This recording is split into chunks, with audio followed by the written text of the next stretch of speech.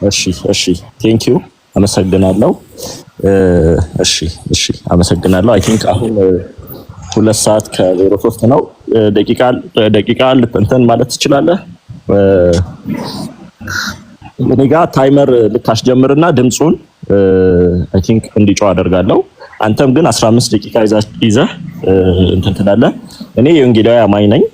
ሞር ኦር ለስ አሁን የማወራው ነገር የወንጌላውያንን አቋም ይወክላል ብዬ አምናለሁ።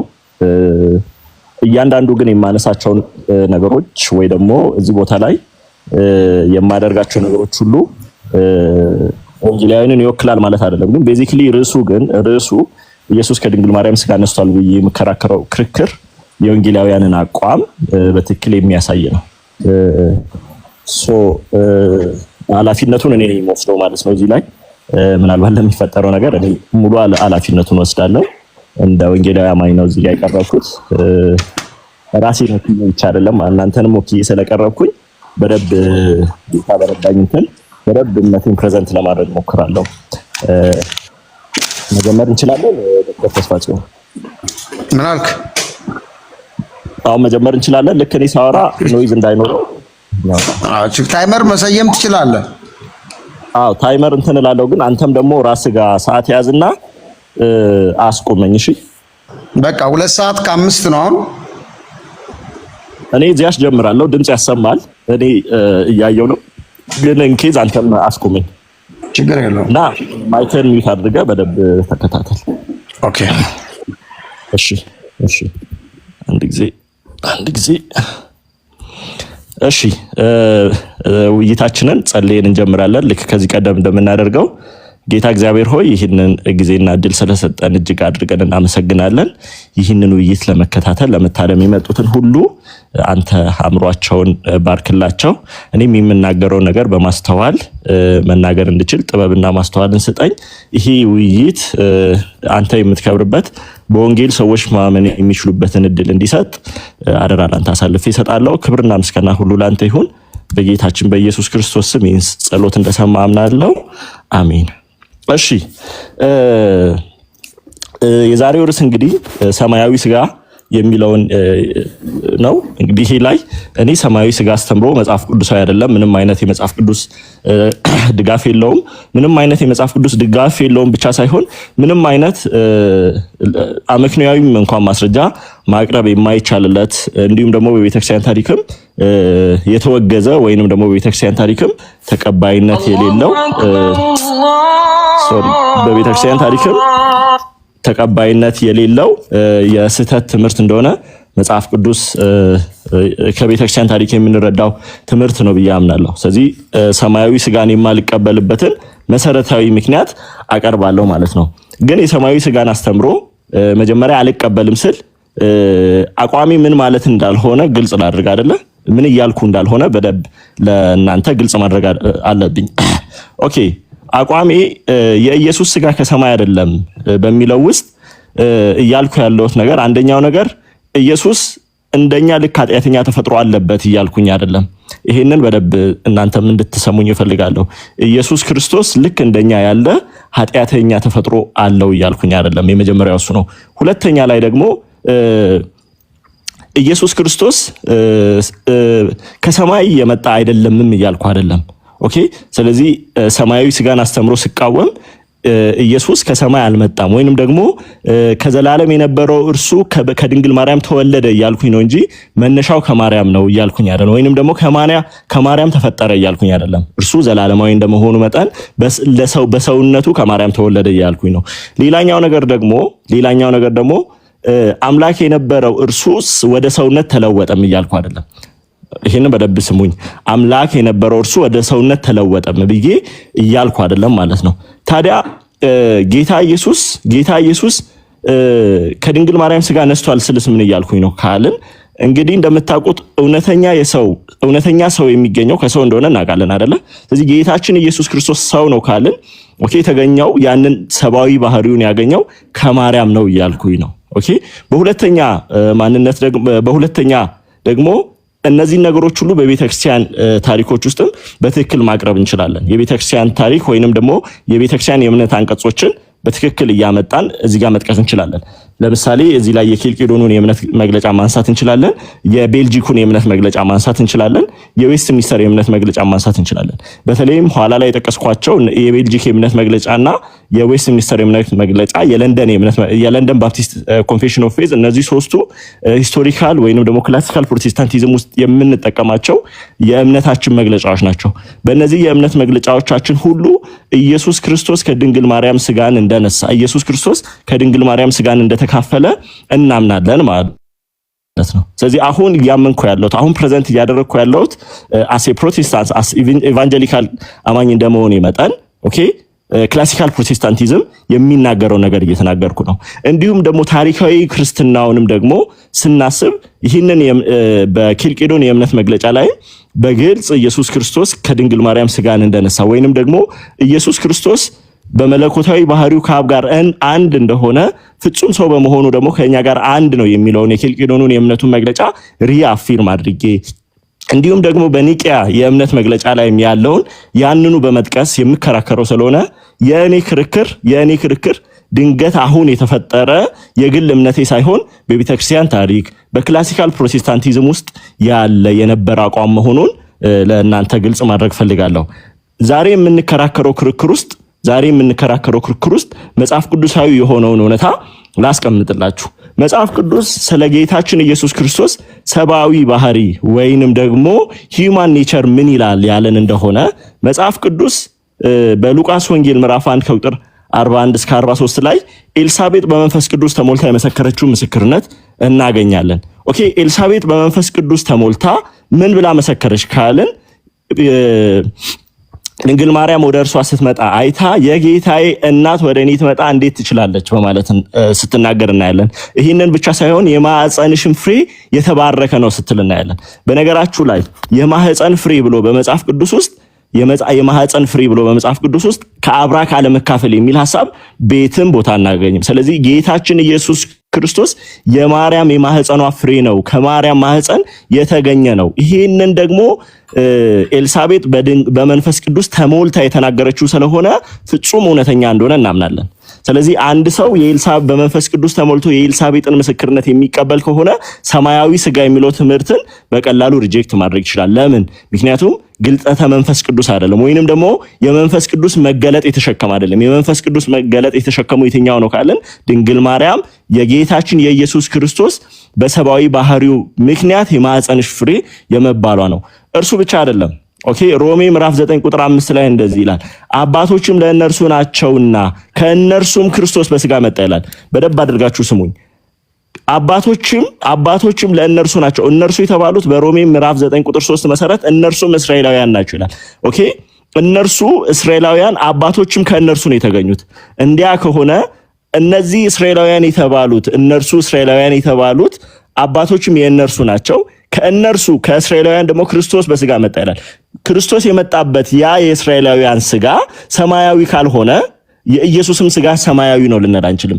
ኦኬ ኢየሱስ ክርስቶስ በስጋ ከእስራኤላውያን መጣ እያልን አዚሴም ታይም ደግሞ የኢየሱስ ስጋ ሰማያዊ ነው የእስራኤላውያን ግን አይደለም እንል ከሆነ ለጳውሎስ አዲስ ነገር እየነገርነው ነው።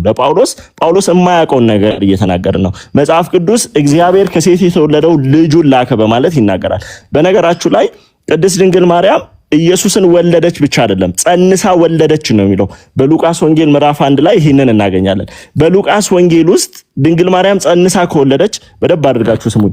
ኢንታይርሊ በመጽሐፍ ቅዱስ ከዘፍጥረት እስከ ራእይ ምናልባት ዶክተር ተስፋጽዮን ወደ በኋላ ላይ ያሳየናል። አንዲት ሴት ጸንሳ ወለደች እየተባለ ነገር ግን የአብራክ መካፈልን አያሳይም ለሚል አንድ ጥቅስ እንኳን ማምጣት አይችልም። ይሄንን ወንድማችን በኋላ በጥያቄ ሰዓት ማሳየት ከቻለ አብረን የምንፈርድ ይሆናል። እሱ ብቻ አይደለም። ሐዋርያው ዮሐንስ አሁን ተስፋጽዮን ወክሎ የመጣውን ያንን ርዕስ እንዳንቀበል አጥብቆ ከልክሎናል። ኦኬ ሐዋርያው ዮሐንስ ምን አለ? ኢየሱስ ክርስቶስ በስጋ እንደመጣ የማይታመን መንፈስ እርሱ ከየት ነው አለን? ኦኬ ሶ የክርስቶስ ተቃዋሚ መንፈስ ነው ብሎ ከነገረን በኋላ በደብ አድርጋችሁ ስሙኝ። ያንን በታሪካዊ አውድ ውስጥ ሄዳችሁ ሐዋርያው ጳውሎስ ያስጠነቀቀው ትምህርት ምንድነው ካሉ ኖስቲሳውያን ይባላሉ። ኖስቲሳውያን ኢየሱስ ክርስቶስ ከማርያም ስጋ አልነሳም ብሎ የሚያምኑ ናቸው። ስለዚህ ሐዋርያው ዮሐንስ ቤዚክሊ ከማርያም ስጋ አልነሳም የሚለውን ትምህርት ከአጋንንት ነው የሚል ከሆነ ወንድማችን ይዞ የመጣው ደግፈዋለሁ ብሎ የመጣው ርዕስ ሳይነሳ የፈረሰ ይሆናል። ለምን? ኢቨን ፖስት አፖስቶሊክ አይደለም። ከሐዋርያት በኋላ የነበሩት ሳይሆን ሐዋርያት ራሳቸውና ሐዋርያው ዮሐንስ የተቃወሙት ከአጋንንት ብሎ የሰየሙት የአጋንንት ትምህርት ነው ሰማያዊ ስጋ። ስለዚህ ለመጽሐፍ ቅዱስም እንግዳ ይሆናል ማለት ነው። ይሄ በቤተክርስቲያን ታሪክ ውስጥ እንኳን ምንም አይነት ማስረጃ የማይገኝለት ትምህርት ነው። እሺ እንቀጥል። በሮሜ ምዕራፍ 1 ቁጥር 3 ላይ ሰማያዊ ስጋ በዋናነት ክርስቶስ የሰው ዘር ያልተቀላቀለበት ሰማያዊ ነው የሚል ትምህርት አለው። ይህንን ምናልባት ወደ በኋላ ላይ በማስረጃ ያሳያለሁ። በደብ አድርጋችሁ ስሙኝ። ሰማያዊ ስጋ ምንድነው ከተባለ ኢየሱስ ክርስቶስ የሰው ዘር ያልተቀላቀለበት ነው የሚል ነው። ግን መጽሐፍ ቅዱስ ምን ይላል? ሮሜ ምዕራፍ 1 ቁጥር 3 እና 4 ላይ ይህም ወንጌል በስጋ ከዳዊት ዘር ስለተወለደ። በነገራችሁ ላይ አሁንም ለተወያየ የምሰጠው አንድ በርደን አለ። ስጋ ብለን የምንጠራው ነገር በመጽሐፍ ቅዱስ ውስጥ አራት አይነት ትርጉሞችን ይዞ መጥቷል። አንደኛው የሰው ቁሳዊ ማንነትን የሚያሳይ ነው። ለምሳሌ ሉቃስ 24 ላይ የሰብአዊ ድካምን ስጋ ብሎ ይጠራዋል። ለምሳሌ ስጋ ደካማ ነውና ኢየሱስ ብሎ ሲናገር አዳማዊ ባህሪ ወይንም ደግሞ ሲንፉል ኔቸርንም ስጋ ብሎ ይጠራዋል። በአራተኛ ደረጃ ግን ስጋ ብሎ የሚጠራው የዘር ሐረግን ለማሳየት ነው። ታዲያ ጌታችን ኢየሱስ ክርስቶስ በሮሜ ምዕራፍ 1 ቁጥር 3 እስከ 4 ባለው ውስጥ ወንጌል በስጋ ከዳዊት ዘር ስለተወለደ ነው ይላል። ኦኬ ጳውሎስ እዚህ ቦታ ላይ ስጋ የሚለውን እንዴት እየተጠቀመ ነው? ወንድማችን ይመልስልናል። እኔ ግን እንደዚህ ይላለው፣ ዳዊት ሰው ከሆነ ኦኬ ንጉስ ዳዊት ሰው ከሆነ ይህም ወንጌል ሰው ከሆነው ከዳዊት ዘር ስለተወለደ ስለ ጌታችን ኢየሱስ ክርስቶስ ነው ይላል። ስለዚህ ወንድማችን ይዞ የመጣው ነገር ቤዚክሊ ሐዋርያው ዮሐንስ ወንጌል እንዲህ ነው ብሎ ከነገረን ነገር ስለሚቃረን ወንጌል እንዲህ ነው እያለ አይ ወንጌሉን እቃረናለሁ የሚል ስለሆነ ልንከተለው አይገባም ብዬ አምናለሁ። ሌላኛው ነገር ደግሞ በዚህ ርዕስ ላይ ማንሳት ያለብን ወይንም ደግሞ በዚህ ርዕስ ላይ መከተል ያለብን ነገር ምንድነው? ለምሳሌ ሐዋርያት ሥራ ምዕራፍ 2 ላይ እንደዚህ ይላል። ሐዋርያት ሥራ ምዕራፍ 2 ላይ ሐዋርያው ጴጥሮስ ራሱ ባይዘዌ ሐዋርያት የተናገሩትን ሐዋርያት የመሰከሩትን ነገር ነው ማነበው። ወንድሞች ሆይ ስለ አባቶች አለቃ ስለ ዳዊት እንደሞተም እንደተቀበረም ለእናንተ በግልጥ እናገር ዘንድ ፍቀዱልኝ፣ መቃብሩም እስከ ዛሬ ድረስ በእኛ ዘንድ ነው ካለ በኋላ ቁጥር 30 ተመልከቱ። ነቢይ ስለሆነ ከወገቡም ፍሬ በዙፋኑ ያስቀምጥ ዘንድ እግዚአብሔር መሐላ እንደማለለት ስላወቀ ይላል። አሁን ወገኖች ሆይ እዚህ ጋር ባይዘወይ ቁጥር 30 ላይ የተናገረውን ሁሉንም የእንግሊዘኛ የመጽሐፍ ቅዱስ ትርጉሞች ሄዳችሁ ተመልከቱ። ዲሰንደንትስ ይላል። ስለዚህ ጌታችን ኢየሱስ ክርስቶስ ከዳዊት ዘሮች መካከል ተብሎ በሐዋርያው ጴጥሮስ ተቀምጧል። ኢየሱስ ክርስቶስ ከዳዊት ዘሮች መካከል የተባለው ኦኬ እውነተኛ የሰውን ስጋ ካልነሳ እንዴት እንደዚህ ተብሎ ሊገለጽ ይችላል? የወንድሜ ወይንም ደግሞ የኢየሱስ ስጋ ከሰማይ ነው ብሎ የሚናገሩ ሰዎች ሁሉ በአንድነት የሚክዱት ነገር ምንድነው? ኦኬ በአንድነት የሚክዱት ነገር መጽሐፍ ቅዱስ ስለ ጌታችን ኢየሱስ የሚናገራቸው ነገሮች ሁሉ እርባና ቢስ ያደርጋሉ። ለምሳሌ ጌታችን ኢየሱስ ክርስቶስ በሉቃስ ወንጌል ምዕራፍ 2 ላይ ስለ ማርያም የመውለጃዋ ወራት በደረሰ ጊዜ ይላል። ኦኬ የመውለጃዋ ወራት በደረሰ ጊዜ የሚለውን 9 ወር እንደሆነ ግልጽ ነው። ስለዚህ ጌታ ኢየሱስ በማርያም ማህፀን ስጋን ካልነሳ ጽንሱ በ9 ወር ውስጥ 9 ወር መቆየቱ ዓላማው ምንድነው? ምንም። ኦኬ ጌታ ኢየሱስ የሰው ልጅ ተብሎ የተጠራበት ዓላማ ምንድነው? ምንም። አያችሁ ሙሉ ቲዮሎጂ መጽሐፍ ቅዱስ ውስጥ ያሉትን ነገሮች ሁሉ የሚቃወም እሱ ብቻ ሳይሆን ምንም አይነት መጽሐፍ ቅዱስ ለሚናገረው ነገር ምላሽ መስጠት የማይችል ቲዮሎጂ መሆኑን ከዚህ እናያለን ማለት ነው። መጽሐፍ ቅዱስ ውስጥ በትንቢተ ኢሳይያስ ምዕራፍ 7 ቁጥር 14 ላይ በትንቢት የተነገረውንም ነገር ደግሞ አንድ አፍታ መለስ ብለን እንመልከት። ምን ተብሏል? በትንቢተ ኢሳይያስ ምዕራፍ 7 ቁጥር 14 ላይ አሁንም ለተወያዬ ይህንን አንድ ርዕስ እንደ ቤት ስራ ሰጠዋለሁ ማለት ነው። ስለዚህ ጌታ ራሱ ምልክት ይሰጣችኋል፣ እነሆ ድንግል ትጸንሳለች፣ ወንድ ልጅም ትወልዳለች፣ ስሙንም አማኑኤል ብላ ትጠራዋለች። ተመልከቱ፣ ድንግል ትጸንሳለች። በመጽሐፍ ቅዱሳችን ውስጥ ከዘፍጥረት እስከ ራዕይ ትጸንሳለች ተብሎ ነገር ግን የአብራክ ክፋይን የማያመለክት ካለ ወንድሜ ተስፋ ጽዮን ወደ በኋላ ላይ ያመጣል። በጣም የሚገርመው እሱ ብቻ አይደለም። ሉቃስ ምዕራፍ 1 ላይ ጌታ ኢየሱስ ባይዘይ የመጽሐፍ ቅዱስን ሐሳብ እንዴት እንደሚያስቀምጥ ተመልከቱ። ሉቃስ ምዕራፍ 1 ቁጥር 13 ላይ መልአኩም እንዲህ አለው፣ ዘካርያስ ሆይ ጸሎትህ ተሰምቶልሃልና አትፍራ፣ ሚስትህ ኤልሳቤጥም ወንድ ልጅን ትወልዳለች ስሙንም ዮሐንስ ትለዋለች። እዚህ ቦታ ላይ ኤልሳቤጥ ወንድ ልጅ ትወልዳለች የሚለውን ያንኑ ቃል ለድንግል ማርያም ሲጠቀም እናያለን። ሰማችሁ? ያንኑ ቃል ምን የሚለውን ትወልድልሃለች የሚለውን ያንኑ ቃል ነው የተጠቀመው። ኦኬ። ታዲያ መጽሐፍ ቅዱስ ራሱ ለሰው ውልደት የተጠቀመውን ያንኑ ቃል ለጌታችን ኢየሱስ ክርስቶስ በሉቃስ ምዕራፍ 1 ቁጥር 35 የሚጠቀም ከሆነ ወንድሜ ተስፋ ጽዮንና ይህንን ርዕስ አልቀበልም የምትሉ ሰዎች በምን ግራውንድ ነው ጌታችን ኢየሱስ ክርስቶስ ስጋ አልነሳም የምትሉት? ይሄኛው ለእናንተ ነው። ሌላኛው ነገር ደግሞ በዕብራውያን ምዕራፍ 7 ቁጥር 14 ላይ የኢየሱስ ሊቀ ክህነት ከየት የሚመዘዝ ነው ብሎናል። ኦኬ። ዕብራውያን ምዕራፍ 7 ቁጥር 14ን ተመልከቱ። በዕብራውያን ምዕራፍ 7 ቁጥር 14 ላይ የጌታችን የኢየሱስ ክርስቶስ ክህነት እንደ መልከ ጼዴቅ አይነት ክህነት ነው ካለም በኋላ ወረድ ብላችሁ ስታዩ ጌታችን ከይሁዳ ነገድ እንደመጣ የተገለጠ ነው ይላል። ኢማጂን ነገድ እያለ ነገድ ይሁዳ ብሎ ወደ ኋላ ሄዶ የያዕቆብን ልጅ ይሁዳን እየጠቀሰ ጌታችን ከዛ ነገር ነው የመጣው ብሎ መጽሐፍ ቅዱስ በግልጽ እየተናገረ ጌታችን ምንም አይነት የሰው ዘር አልተቀላቀለበትም ካልን እንዴት ታዲያ ከይሁዳ ነገድ ይቆጠርለታል? ምክንያቱም ነገድ የሚቆጠረው በምን ስለሆነ ጄኔኦሎጂካል የሆነ ተርም ስለሆነ ይሄኛው ለወንድሜ ኋላ ላይ ምናልባት የሚያብራራው ነገር ይሆናል ማለት ነው።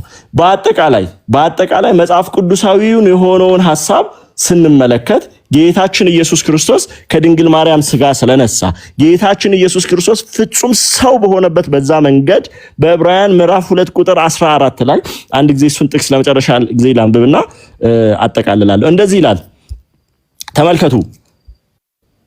እንግዲህ ልጆቹ በስጋና በደም ስለሚካፈሉ እርሱ ደግሞ በሞት ላይ ስልጣን ያለውን በሞት እንዲሽር ይኸውም ዲያብሎስ ነው። በሕይወታቸው ሁሉ ስለሞት ፍርሃት በባርነት ይታሰሩ የነበሩትን ሁሉ ነፃ እንዲያወጣ በስጋና በደም እንዲሁ ተካፈለ። እንዲሁ ወንድሞቹ እንደሚካፈሉት ሁሉንም ወደ በኋላ ላይ ሁሉንም የእንግሊዘኛ ትራንስሌሽኖች ካስፈለገ አሳያቸዋለሁ።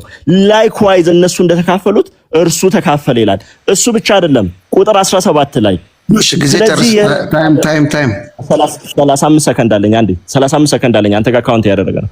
ስለዚህ የሕዝብን ኃጢአት ለማስተሰረይ ለእግዚአብሔር በሆነው ነገር ሁሉ የሚምርና የታመነ ሊቀ ካህናት እንዲሆን በነገር ሁሉ ወንድሞቹን ሊመስል ተገባው። ወገኖች ሆይ በነገር ሁሉ የኢየሱስ ስጋ ከኛ የሚለይ ከሆነ በነገር ሁሉ ወንድሞቹን ሊመስል ተገባው የሚለው ቀልድ ይሆናል፣ ውሸት ይሆናል ማለት ነው። አመሰግናለሁ። ቴንኪዩ። አሁን ወደ ዶክተር ተስፋ ጽዮን ፕሬዘንቴሽን እንሄዳለን። ዶክተር መቀጠል ትችላለህ። ቆይ ልክ ጀምር አስጀምርላለሁ። ካውንተሩን ስክሪኑን እያየሽኝ ስክሪኑን እያየው ነው እያወራው የነበረው። ችግር የለም። አሁን መጀመር እችላለሁ?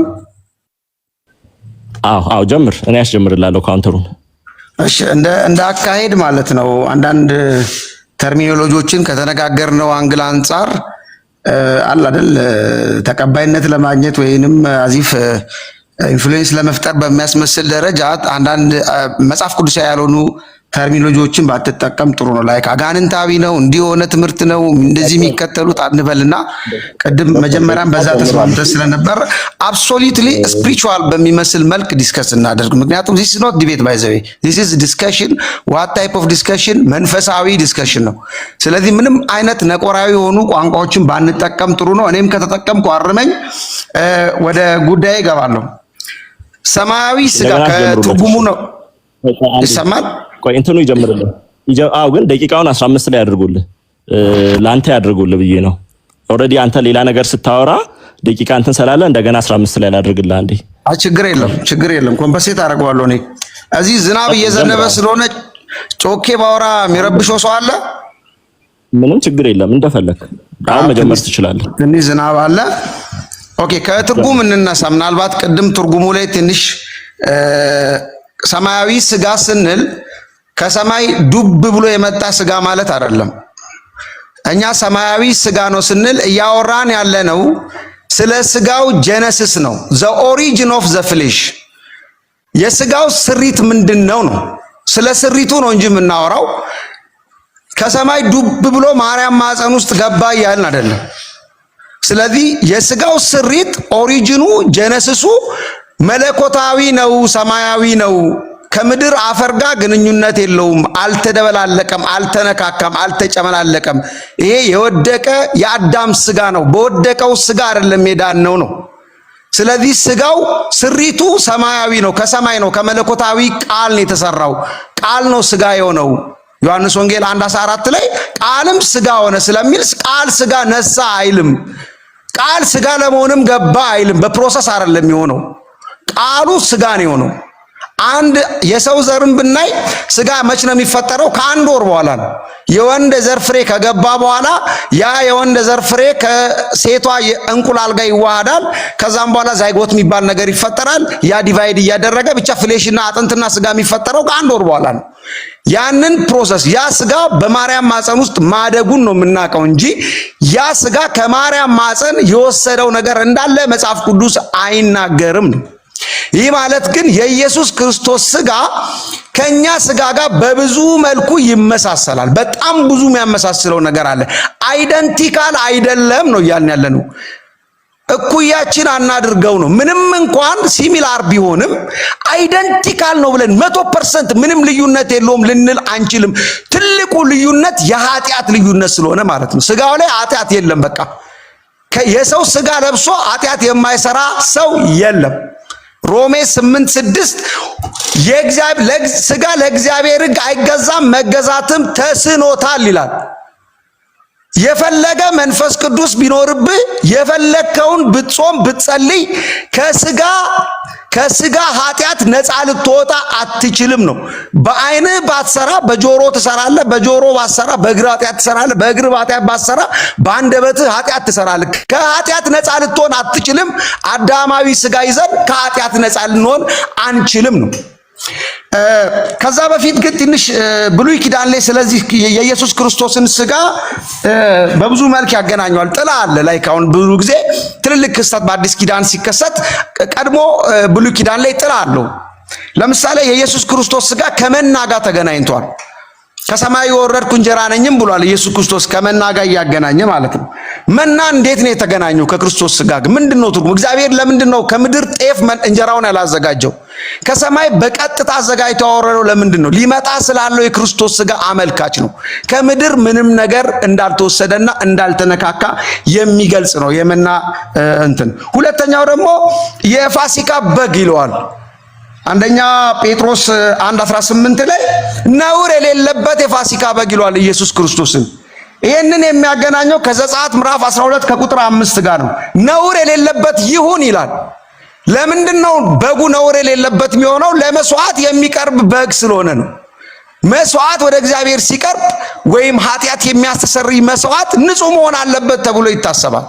የኢየሱስ ስጋ አዳማዊ ኃጢአት ይዞ ከአዳማዊ ኃጢአት ስጋ ጋር ተወልዶ መልሶ የአዳምን ኃጢአት ያጸዳል ማለት ምን ልበላችሁ ብቻ ምን ዕቃ ነው የሚሆነው።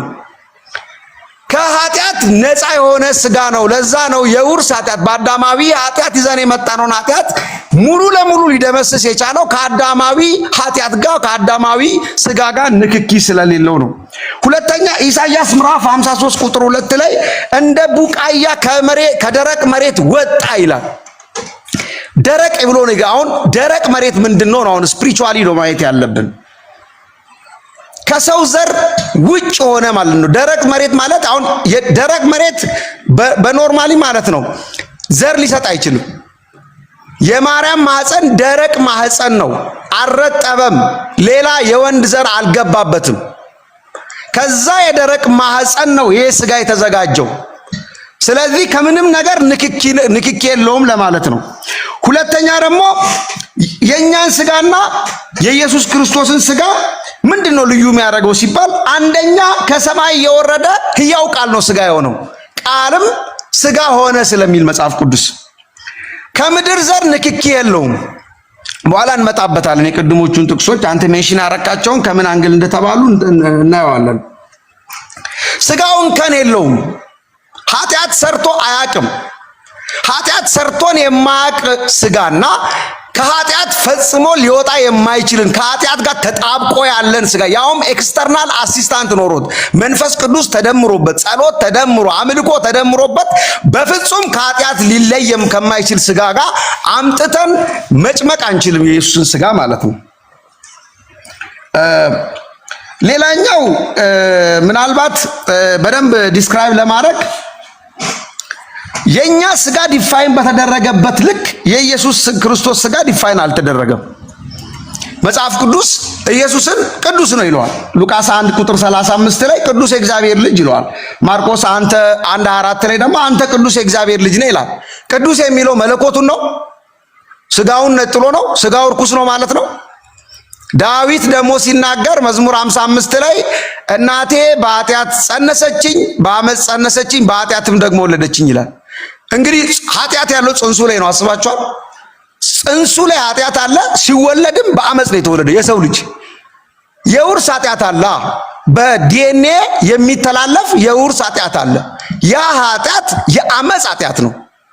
ኢምቢውልት ቢያዝ አጌንስት ራይቸስነስ ለአመፅ የተደራጀ በፍጹም ላይፈርስ የሚችል ስጋ ማለት ነው። ለኃጢአት እጅ የማይሰጥ ስጋ ነው የኛ ስጋ። ስለዚህ ከዚህ ቅዱስ ስጋ ጋር ማነካካት የለብንም። ሁለተኛ ደግሞ ስጋው አይበሰብስም። አሁን በኳሊቲ ደረጃ እንኳን ብንሄድ በኤክስተርናል ኳሊቲም ብንሄድ የኢየሱስ ስጋ አይበሰብስም። እንደማይበሰብስ ደግሞ አስቀድሞ ትንቢት ተነግሯል። 3 ቀን መቃብር ውስጥ ስለቆየ አይደለም ያልበሰበሰው፣ 10 ዓመት ቢቆይም አይበሰብስም።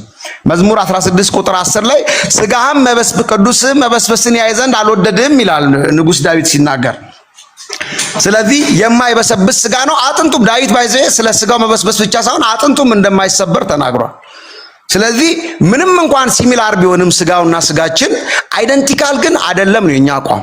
አይደንቲካል ያልሆነበት ደግሞ ኦሪጂኑ ስሪቱ መነሻው መለኮታዊ የሆነ የእግዚአብሔር ቃል ስለሆነ ነው ብለን የምናምነው። በእጅ ያልተሰራ ነው ስጋው። ሁለተኛ ቆሮንቶስ 5:1 ላይ በእጅ ያልተሰራ ይሏል። የእግዚአብሔር ቤተ መቅደስ ያ በእጅ ያልተሰራ እኛ ከትንሣኤ በኋላ የምንለብሰው ስጋ የኢየሱስ ክርስቶስ ስጋ ነው። ስጋው ክቡር ነው። የትኛውም የሰው ስጋ ንጉሥ ሰለሞን፣ ንጉሥ ዳዊት፣ ማንም አብርሃም የአብርሃም ስጋ ክቡር አልተባለም። አሁን እናንተ ለንጽጽር የምታቀርበው ስጋ በፍጹም ክቡር አልተባለም። የተዋረደ ስጋ ነው። የሰው ልጅ ስጋ በሙሉ አስረግጠ ንገረኝ ካልክ የተዋረደ ስጋ ነው። የተዋረደው ስጋችንን ይለውጠዋል ይላል መጽሐፍ ቅዱስ። የኛ ስጋ መለወጥ ይፈልጋል። ትራንስፎርሜቲቭ ቼንጅ ይፈልጋል። የሱ ስጋ ደግሞ ክቡር ስጋ ነው። ክቡር ስጋውን እንዲመስል የተዋረደው ስጋችንን ይለውጠዋል ይላል። ስለዚህ ፊልጵስዩስ 3:21 ላይ ነው የሚለው። ይሄ ደግሞ የኢየሱስ ክርስቶስ ስጋ አልተለወጠም። ባይዘይ ከትንሣኤ በኋላም በተወሰነ መልኩ ግሎሪፋይ ሆኗል እንጂ አልተለወጠም። ትንሣኤው ስጋው ላይ ያመጣው ኬሚስትሪ ለውጥ የለም። ስለዚህ ስጋው ከትንሣኤ በፊትም ክቡር ነው፣ ቅዱስ ነው፣ ያልተዋረደ ስጋ ነው። የተዋረደ ስጋ ማለት ነው የሚበሰብስ፣ የሚገማ፣ የሚተላ 3 ቀን እኮ ሻወር ባንወስድ እኮ ሰፈር የሚበጠብጥ ስጋ ነው ያለን። 10 ቀን ምግብ ባንበላ ምን ልንሆን እንደምንችላችንም እናውቃለን። የኢየሱስ ክርስቶስ 2000 ዓመት ይኸው ምግብ ሳይቀምስ ውሃ ሳይጠጣ ነው ያለው። ይሄን ስጋ አምጥተን ከኔ ስጋ ጋር እኩል ልናደርግ አንችልም ማለት ነው። ስለ ስጋ የምናወራ ከሆነ ስለ አይን፣ ስለ ጆሮ፣ ስለ እግር ነው አይደል? ያንተ አይን ምን ያህል ርቀት በአንድ ጊዜ ማየት ይችላል? የኢየሱስ ክርስቶስ አይን ከሰማይ ሰማያት ሆኖ ይሄንን ዓለም በመዳፉ ያያታል ይላል መጽሐፍ ቅዱስ። ዓለምን በመዳፉ ነው የሚያየው። ይሄንን አይን ወስደን ነው ከኢየሱስ አይን ጋር እኩል የምናደርገው? 6 ሜትር አጣርቶ የማያይ አይን ይዘን ይህንን አይን ከክርስቶስ አይን ጋር እኩል ልናደርግ አንችልም። በአንድ ጊዜ ምን ያህል ርቀት ላይ ይሰማል? በአንድ ጊዜ ከምን ያህል ሰው ድምፅ ልታስተናግድ ትችላለህ? አትችልም። የ2 ሰው ድምፅ መለየት ላትችል ትችላለህ በ5 ሜትር ርቀት። የ7 ቢሊዮን ህዝብ ጸሎት በአንድ ጊዜ መስማት የሚችል ጆሮ ነው ያለው። ይሄንን ጆሮ አምጥተን ከክርስቶስ ጆሮ ጋር አፍንጫውን አምጥተን ከኛ አፍንጫ ጋር ልናላትም አንችልም፣ እኩል ልናደርግ አንችልም። ሲታይም እኩል ነው። ሲታይ ከኛም ይብሳል እኮ የባሪያ መልክ ነው ያለው። ስለዚህ የክርስቶስ ስጋ በብዙ ከኛ የሚለይ መሆኑን ለማመልከት ነው። ሁለተኛ ደግሞ የኛን ስጋ መጽሐፍ ቅዱስ የኃጢአት ስጋ ይለዋል። ሮሜ 6 ከቁጥር 6 ላይ የኃጢአት ስጋ ይሻር ዘንድ ይላል። የኃጢአት ስጋ ይሻር ዘንድ ይለዋል። ስለዚህ ኃጢአት ያለበት ስጋ ነው፣ መሻር ይፈልጋል፣ አፕዴት መደረግ ይፈልጋል ማለት ነው። በአመፅ የተጸነሰ ስጋ አይደለም፣ በአመፅ የተወለደ ስጋ አይደለም። ምንም ቢደረግ ከኃጢአት መላቀቅ የማይችል ስጋ ነው ያለን። የኢየሱስ ክርስቶስ ስጋ ኃጢአት አይሰራም። ሮሜ 8:6 ላይ ለእግዚአብሔር ሕግ አይገዛም ስጋ ይላል። አይገዛም ብቻ ብሎ ቢያቆም እኔ አልከራከርም ነበር። መገዛት ተስኖታል ይላል። የሰው ስጋ ለእግዚአብሔር ሕግ አይገዛም። የአዳም ስጋ ትልቁ ችግሩ እኮ ሕግ ላይ መውደቅ ነው። ሕግን አያከብርም። የሰውንም የእግዚአብሔርም ሕግ አያከብርም የሰው ስጋ። ስለዚህ ከክርስቶስ ስጋ ጋር አንድ ሊያደርግ አይችልም። ትልቁ ልዩነት እኮ ኃጢአት ነው። ኃጢአት መስራትና ለመስራት ነው። በቃ ኃጢአት አይሰራም ብለህ የምታምን ከሆነ የኢየሱስ ክርስቶስ ስጋ ኃጢአት ሰርቶ አያውቅም፣ አይሰራም፣ ሊሰራ አይችልም የምትል ከሆነ ከአንተ ጋር ኮምፔር ልታደርገው አትችልም ማለት ነው። ምክንያቱም ከኃጢአት ነፃ የሆነ ሰው ስለሌለ። ሌላ ደግሞ ገላትያ 5:19 ላይ የስጋ ስራ የተገለጠ ነው፣ እርሱም እርኩሰት፣ ዝሙት፣ መዳራት እያለ ይተነትነዋል። የትኛው ስጋ ነው? ሰማያዊ ስጋ ነው ወይስ ምድራዊ ስጋ ነው በዚህ ኃጢአት የተገለጠው? በዚህ ልክ እኮ ነው ዲፋይን የተደረግነው። ይሄንን እንዳናረግን እኮ ነው የምንጸልየው፣ ጸሎት መንፈስ ቅዱስ የሚወርድብን። የተገለጠ ነው ይላል። በቃ ሊሰወር አይችልም የስጋ ስራ። ስለዚህ በዛ ልክ ነው የተገለጠው ማለት ነው። ሌላኛው ደግሞ ድንኳን ይለዋል። እንደውም ጊዜያዊ ድንኳን ይለዋል ሐዋርያው ጳውሎስ 2 ቆሮንቶስ 5:1 ላይ ድንኳን ይለዋል ይህንን ስጋ። ስለዚህ ድንኳን ማለት ደግሞ ምን ማለት ነው? የሚፈርስ ነው። ሰርግም ሆነ ለቅሶ 3 ቀን 4 ቀን ይቆማል፣ ይፈርሳል በቃ። ስለዚህ ከዚህ ድንኳን ከምድራዊ ድንኳን ጋር የተገናኘ ነው ማለት ነው። ያኛው ሰማያዊ ድንኳን ነው ባይዜ። ሌላው ደግሞ ገላትያ 5:24 ላይ ስጋን ከምኞቱና ከመሻቱ ጋር ሰቀለው ይላል። ስለዚህ ስጋ የክርስቶስ ስጋ የኃጢአት ምኞት የለውም፣ ሌላ ምኞት የለውም። የኛ ስጋ ግን ከዚህ ምኞት የተላቀቀ ስጋ አይደለም ማለት ነው። ስለዚህ በስጋው ዙሪያ የማቀርበው እንትን በዚህ ልክ ይሆናል። አይ ቲንክ ወደ ጥያቄና መልስ መሄድ እንችላለን። እኔ በቃኛል። እሺ 2 ደቂቃ ነበር። አይ ክሮስ ኤግዛሚኔሽን የምንለው አለ 10 ደቂቃ ያለው። እኔ አንተ አሁን ያወራው ሐሳብ ላይ ምላሽ እሰጣለሁ፣ ሪፍሌክት አደርጋለሁ። አንተ ደግሞ ከኔ ቀጥሎ 10 ደቂቃ እኔ ባወራው ላይ ሪፍሌክት ታደርጋለህ። ከዛ በኋላ ነው ጥያቄና መልስ የሚሆነው ማለት ነው። ኦኬ ይቻላል። እሺ ማይክን ሚውት አድርግና አሁን ደግሞ የኔን እንትን 10 ደቂቃ ልጀምር። እሺ የኔን ሞዴሬተሮች ብሬክ ብናደርግ ይሻላል። ብሬክ እናድርገው። እየጠየቅ እየመለስኩ ምናምን አይሻልም? እንደሱ ቀጥሎ ነው።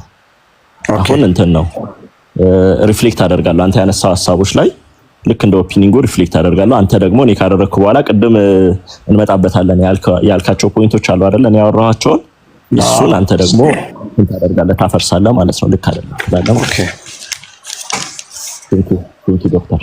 እሺ ማይክን ሚውት አድርግ እንትን እንዳይረበሽ። 10 ደቂቃ እሺ፣ እኔ ጋር ማስጀመር ትችላላችሁ አሁን። እሺ 10 ደቂቃ እሺ፣ ላይክ ሆነስት ለመሆን እየሞከርኩ። ኦኬ አሁን ልጀምር። እሺ ይቅርታ እንግዲህ ዶክተር ተስፋጽዮን ያነሳቸው ጥቅሶች አሉ። አጠቃላይ ዶክተር ተስፋጽዮን ያነሳቸውን ጥቅሶች አንዳንድ በጣም ብዙ አይነት እንትሮችን ማንሳት እንችላለን፣ ፋላሲዎችን ማንሳት እንችላለን። ለምሳሌ ካቴጎሪካል ፋላሲ ቅድም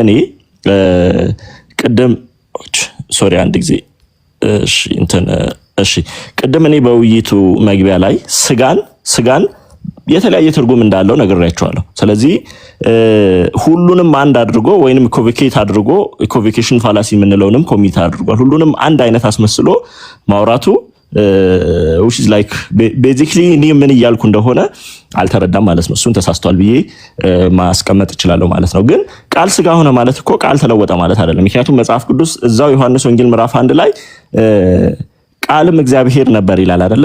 ሶ ይሄ እግዚአብሔር የነበረው ቃል እግዚአብሔር የሆነው ቃል እግዚአብሔር ወዳልሆነ ስጋ ተለወጠ ማለት አይደለም። ለምን? ምክንያቱም ቃልም እግዚአብሔር ከሆነና ይሄ እግዚአብሔር የተባለው ቃል ስጋ ሲሆን እግዚአብሔርነቱ ሉዝ አድርጓል የምንል ከሆነ እግዚአብሔርነት አንዴ የሚጠፋ አንዴ የሚመጣ ነገር ይሆናል። ወንድማችን ተሳስቷል። ለምሳሌ ስጋ ሆነ የምትለው ያቺው የግሪክ ቃል ባይ ዘ ወይ በሁለተኛ ቆሮንቶስ ምዕራፍ 5 ቁጥር 21 ላይ እኛ በእርሱ ሆነን የእግዚአብሔር ጽድቅ እንሆን ዘንድ ኃጢአት ያላወቀውን እርሱን ስለኛ ኃጢአት አደረገው የሚለው የግሪክ ቃል ያው በዮሐንስ ወንጌል ምዕራፍ 1 ላይ ካለው ተመሳሳይ ግስ ነው ማለት ነው። ግን በዚህ ቦታ ላይ ኢየሱስን ኃጢአት ያላወቀውን እርሱን ስለኛ ኃጢአት አደረገው ሲል ኃጢአት ወደሚባል ሰብስተንስ ኢየሱስን ቀየረ ማለት አይደለም። አይደለ? በእኛ ቦታ ሆኖ ኃጢአታችንን ተሸከመ ማለት ነው። ስለዚህ ቃል ስጋ ሆነ ማለት ምን ማለት ነው? ኦኬ እግዚአብሔር የነበረው በባህሪው እግዚአብሔር የነበረው ቃል ኦኬ ሰውነትን ገንዘቡ አድርጎ ስጋን ተዋህዶ መጣ ማለት ነው። ወይንም ደግሞ በስጋ ተገለጠ ኦኬ ብለን እንተረጉማለን። እዚህ ላይ አንድ በዩፒሲአይ ላይ አንድ የታወቀ ጻፊ አለ፣ ዊሊያም ቻልፋንት የተሰኘ የዮሐንስ ፔንቴኮስታል አለ። ዩፒሲአይ ውስጥ በጣም የሚታወቅ ነው። በዚህ የሰማያዊ ስጋን ክሪቲክ ሲያደርግ አንድ የተናገረው ነገር ላንብብላችሁ። but no apostles or new testament writer ever compared the youthful and righteous virgin Mary to dry ground. Clearly the dry ground represented Judaism, which are not heard prophetically from God for 400 years ይላል። ሶ ቻልፋንት ምንድነው ያለው?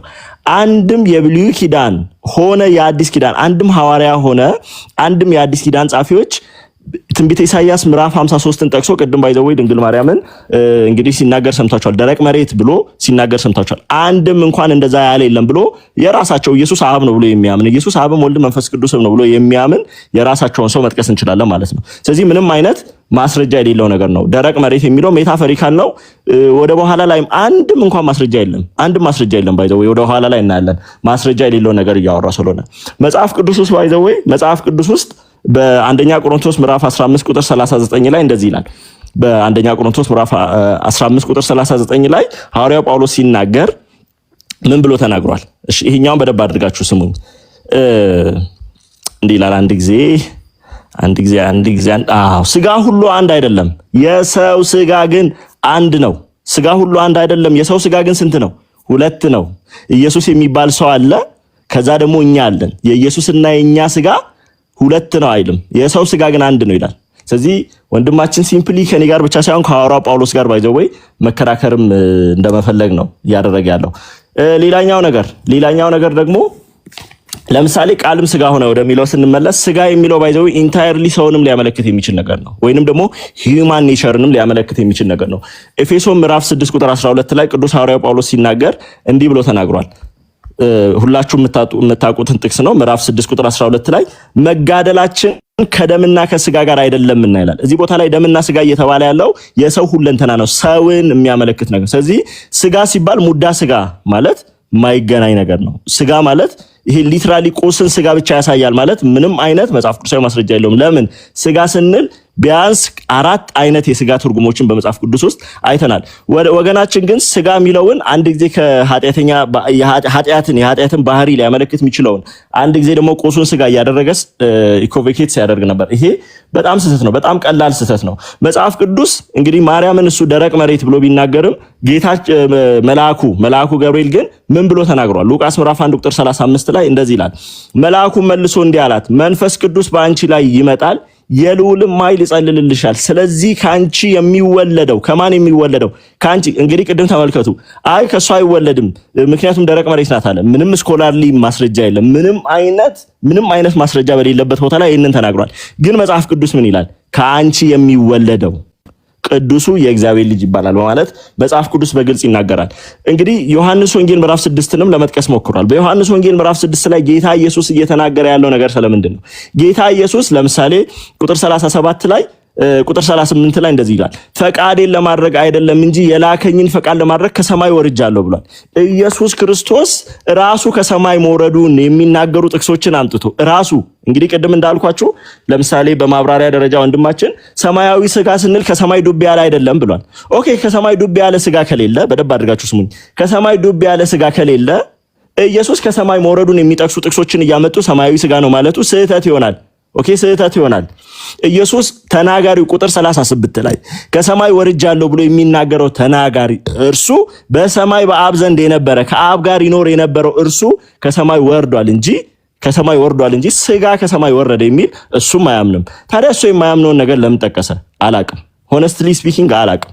ቁጥር 51 ላይ ከሰማይ የወረደ ሕያው እንጀራ እኔ ነኝ ይላል። ተናጋሪው ራሱ በአብ ዘንድ ይኖሩ የነበረ። ምክንያቱም ዮሐንስ ወንጌል 17 ላይ ምን ብሎ ተናግሯል? ጌታችን ኢየሱስ ክርስቶስ በዮሐንስ ወንጌል 17 ላይ አባት ሆይ ዓለም ሳይፈጠር በአንተ ዘንድ በነበረኝ ክብር አንተ በራስ ዘንድ አክብረኝ በማለት ተናግሯል። ይህ ተናጋሪ በአብ ዘንድ የከበረ ሆኖ ይኖር የነበረ ነው። ፊልጵስዩስ ምዕራፍ 2 ላይ እርሱ በእግዚአብሔር መልክ ሲኖር ሳለ የተባለለት እርሱ ያው ተናጋሪ ፐርሰኑ ዘ ፐርሰን ጂሰስ ክራይስት ራሱ ከሰማይ መውረዱ ለማሳየት የሚናገራቸው ነገሮች ለስጋ ነው ማለት አንደኛ የማያምንበትን ነገር መልሶ መጥቀስ ይሆናል ማለት ነው። ይሄ ምንም አይነት መጽሐፍ ቅዱሳዊ ማስረጃ የሌለለት ነገር ይሆናል ማለት ነው።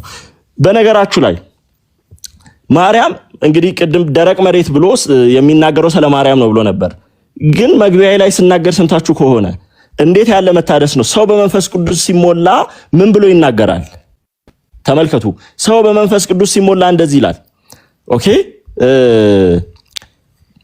ቁጥር 41 ጀምሮ ሉቃስ ምዕራፍ 1 ቁጥር 41 ጀምሮ ኤልሳቤጥም የማርያምን ሰላምታ በሰማች ጊዜ ጽንሱ በማጸኗ ውስጥ ዘለለ። ኤልሳቤጥም መንፈስ ቅዱስ ሞላባት። በታላቅ ድምፅ ጮኻ እንዲህ አለች፣ አንቺ ከሴቶች መካከል የተባረክሽ ነሽ፣ የማህፀንሽም ፍሬ የተባረከ ነው። ሪሊ ላይክ ደረቅ መሬት የተባለችውን እርሷን መንፈስ ቅዱስ አሳሳታት። ይሄ በጣም ቀላል ስህተት ነው። ወንድማችን የጌታ ኢየሱስ ስጋ ሲሚላር ነው አይደንቲካል አይደለም ብሎ ነበር። በኋላ ላይ ባይዘዌ አይደንቲካል ያልሆነበትን ቤዚክ ፕሮፐርቲ እንጠይቀዋለን። ሌላ ነገር ደግሞ እንግዲህ ዶክተር ተስፋጽዮን ሲያነሳ አንድ ነገር የሙግቱ ማጠቃለያ አንድ ነገር ነበር። ባይዘዌ ኢየሱስ ከማርያም ስጋ ከነሳ ኃጢአተኛ ነው የሚል ነበር። ኦኬ ይሄ ግን ቤዚክ የሆነ ነገር ምን ተሳስቷል ወይ ደግሞ ምንን አለመረዳት ነው? ኢሴንሻል ፕሮፐርቲ ስለ ሂውማን ኔቸር ሆኖ ስለ የትኛውም ነገር ስናወራ ኢሴንሻል ፕሮፐርቲ እና አክሲደንታል ፕሮፐርቲ የምንለው ነገር አለ። ይኸውላችሁ ኃጢአት ለሰው ልጅ ኢሴንሻል ፕሮፐርቲ አይደለም፣ አክሲደንታል ፕሮፐርቲ ነው። ሰው ስጋን ለብሶ ይሄ ፍጡር የሆነውን ስጋ ለብሶ ኃጢአተኛ የሆነበት ጊዜ ነበር። ሰው ይሄንን ስጋ ለብሶ ኃጢአተኛ ያልሆነበት ጊዜ ካለ ነሰሰርሊ ይሄንን ስጋ የለበሰው ሁሉ ኃጢአተኛ ነው ማለት ስህተት ይሆናል ማለት ነው። ምናልባት ስለ ኢሴንሻል ፕሮፐርቲ እና አክሲደንታል ፕሮፐርቲ ወደ በኋላ ላይ ጠይቋለሁ። የምር ይሄንን ነገር ቢረዳ ሊያነሳ የማይችለው ሙግት ስለሆነ በዮሐንስ ደግሞ ያነሳቸው ነገሮች ከዚህ ጋር የተገናኙ ናቸው። አንድም ጥያቄ አንስቶ ነበር። የኢየሱስ ስጋ ያልበሰብሰው ከሰማይ ስለሆነ ነው ይላል፣ ወይንም ደግሞ ሰማያዊ ስለሆነ ነው አለ። ሪሊ እስቲ ሂዱና ያንኑ ጥቅስ ተመልከቱ። እሱን ላንብብላችሁ። ሐዋርያት ሥራ ምዕራፍ 20 እንዲህ ይላል ቁጥር 30 ላይ ነቢይ ስለሆነ ከወገቡም ፍሬ በዙፋኑ ያስቀምጥ ዘንድ እግዚአብሔር መሐላ እንደማለለት ስላወቀ ስለ ክርስቶስ ትንሣኤ አስቀድሞ አይቶ ነፍሱ በሲኦል እንዳልቀረች ስጋውን መበስበስን እንዳላየ ተናገረ። ይህን ኢየሱስ እግዚአብሔር አስነሳው፣ ለዚህ ነገር እኛ ሁላችን ምስክሮች ነን ይላል። የቱ ጋር ነው ስጋው ሰማያዊ ስለሆነ መበስበስን አላየ የሚለው? የለም። ታዲያ ለምንድን ነው ግን ይሄው ነው? እግዚአብሔር በተአምራዊ አሰራሩ እግዚአብሔር ሚራክለስሊ ስጋውን ስለጠበቀው ነው እንጂ ስጋው ሰማያዊ ስለሆነ ነው የሚለው ፍላጎት ነው። ፍላጎት ደግሞ ፍላጎት ብቻ ነው። ምንም አይነት መጽሐፍ ቅዱሳዊ ማስረጃ የለም። ኦኬ ከብዙ ፍላጎቶች ውስጥ በመጽሐፍ ቅዱስ ውስጥ ከሌሉ ነገሮች ሰማያዊ ስጋ ነው። እሱን ወደ በኋላ ላይ እናያለን። ተባረክ ዶክተር። አሁን እኔ ያነሳሁት ነገር ላይ ደግሞ አንተ መቀጠል ትችላለህ። ቴንክ ዩ። እንግዲህ ያው ጃጅመንታል ከመሆን አማን ወደኋላ አላልክም። እንደገና ደግሞ መጽሐፍቶችን ለእውቀት ያዛቸው ችግር የለም። ለዚህ ለዲቤት ግን ለምሳሌ በአዲስ ኪዳን የትኛውም ጸሐፊ እንዲህ አላለም ማለት አንችልም። መጽሐፍ ቅዱስ የሚለውን ነው የምንቀበለው ማለት ነው። የደረቅ መሬት የሚለውን እኔ አይደለም የጻፍኩት፣ ሙግት ከነብዩ ኢሳይያስ ጋር ይሆናል ማለት ነው። እኔ አይደለም የጻፍኩት። ያ ቦታ ደግሞ ስለ ማርያምና ስለ ክርስቶስ የሚያወራ ነው። ኢሳይያስ 53 ላንብበው። እንደውም ጥቅሱን የሰማነውን ነገር ማን አምኗል? የእግዚአብሔር ክንድ ለማን ተገልጧል? በፊቱ እንደ ቡቃያ ከደረቅም መሬት እንደ ስር አድጓል። ማን ያደገው? ኦኬ ቀጥል። መልክና ውበት የለውም። ክርስቶስ። ባየነውም ጊዜ እንወደው ዘንድ ደም ግባት የለውም።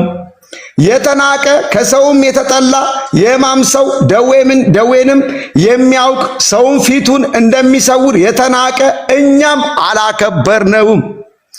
በእውነት ደዌያችንን ተቀበለ ሕመማችንንም ተሸክሟል። በቃ ይሄን አላወራም። ቁጥር 2 ላይ ያለውን በፊቱ እንደ ቡቃያ ከደረቅም መሬት እንደ ስር አድጓል የሚለው የኢየሱስ ክርስቶስ መነሻው ነው።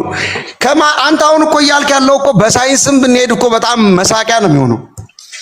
አንድ ድንግል ሴት እንዴት ነው የማህፀን ፍሬ ዴቨሎፕ ልታረግ የምትችለው? ባዮሎጂካሊ እኮ ብንሄድ ራሱ ማለት ነው ማርያምን የኢየሱስ ክርስቶስ ባዮሎጂካል እናት ናት ውስጥ የምትገባው በሳይንሱ ዓለም ማለት ነው። አንድ ሴት ያለ ወንድ ዘር ጽንስ መፍጠር አትችልም። የማፀን ፍሬ ሊኖራት አይችልም። የወንድ ዘር ያስፈልጋታል። የሰው ስጋ ለመፍጠር የግድ የወንድ ዘር ያስፈልጋታል። ስለዚህ ከሷ ከማፀኗ የተገኘው ከደረቅ መሬት ነው። እንደ ቡቃያ አደገ እኮ እያለክ እኮ ነው። ምንም ባልተኮተኮተ ማዳበሪያ በሌለው ባልተቆፈረ መሬት ላይ ልክ እንደሚበቅል ሰብል የኢየሱስ ከዛ ማህፀን ላይ ያንን ማህፀን ተጠቅሞ የሷን ሳይነካ አደገ ነው። ከሷ የሚወለደው የሷ ልጅ አይደለም። እናትነቷ በመውለዷ በመጸነሷ እንጂ የጽንሱ ባለቤት እሷ አይደለች። የፈጣሪዋን ጽንስ ነው የጸነሰችው። ስጋው የፈጣሪዋ ነው። የሷ ስጋና የሱ ስጋ አንድ ነው ማለት አንችልም። የእግዚአብሔርን ስጋ ነው የጸነሰችው። የፈጠራትን የአምላኳን ስጋ ነው የጸነሰችው። ካንቺ የሚወለደው ቅዱሱ የእግዚአብሔር ልጅ ይባላል አላት እንጂ ያንቺ ልጅ ይባላል አላላት። ፖሴሽኑ ባለቤቱ እግዚአብሔር ነው። የዚህ ስጋ የዚህ ልጅ ባለቤትነቱ የእግዚአብሔር የራሱ ነው። ራሱን እግዚአብሔርን ነው በስጋ የጸነስሽው ነው የሚለው። እኔ እኮ አይደለሁም ያልኩት። ስለዚህ ትንሽ የመገጫጨት ነገር አለ ማለት ነው። ብዙ የእምነት መግለጫዎችን እንደ ኤቪደንስ አታቅርብ። ምክንያቱም መጽሐፍ ቅዱሱ ነው ያለው፣ እኔ አይደለሁም ያልኩት።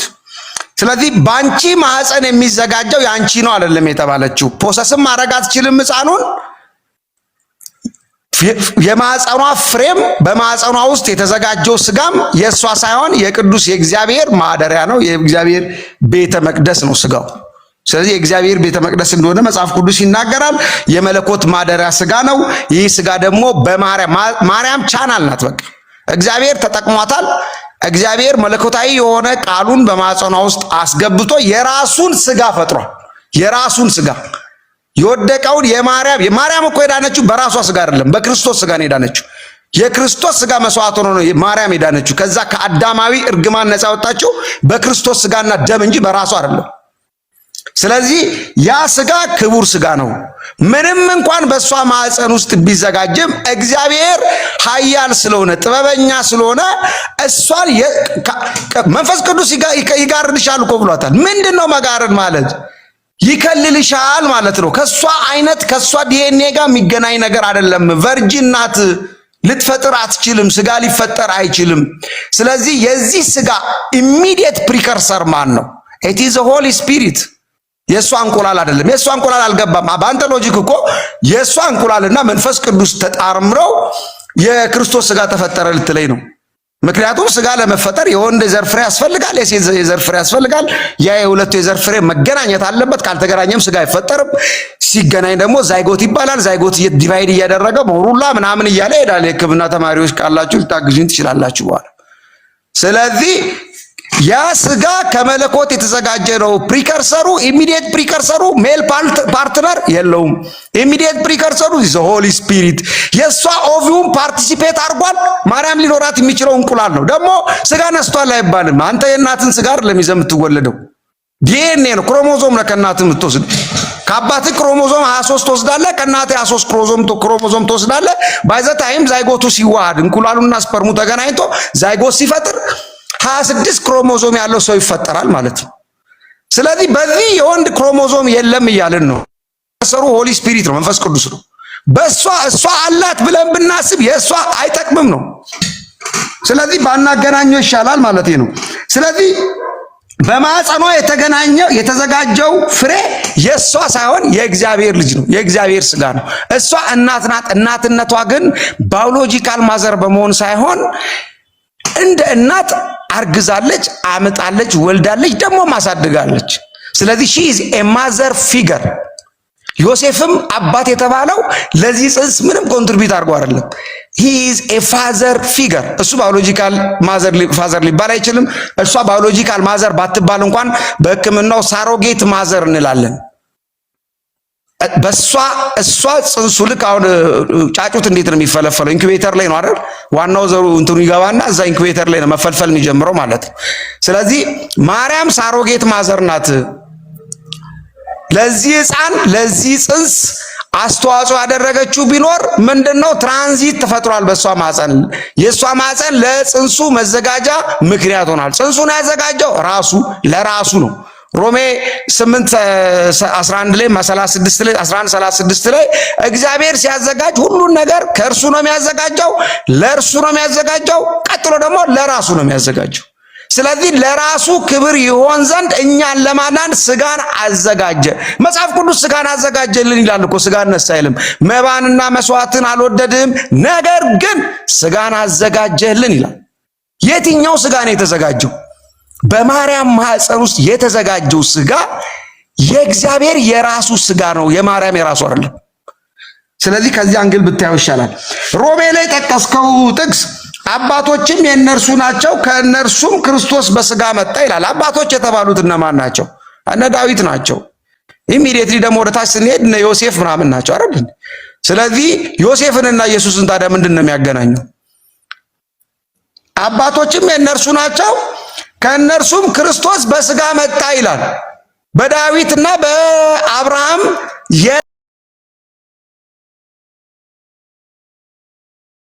የዘር ሐረግ ስንሄድ ክርስቶስ በዛ በኩል ነው የመጣው። ከይሁዳ ነገድ ነው የመጣው።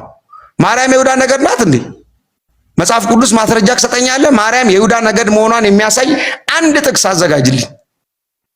ስለዚህ አባቶችም ከእነርሱ ናቸው የሚለው ሜንሽን ሊያደርግ የፈለገው ዮሴፍንና ከዮሴፍ በላይ ያሉትን አንሲስተሮች ነው። እናቶችም የእነርሱ ናቸው አልተባለም።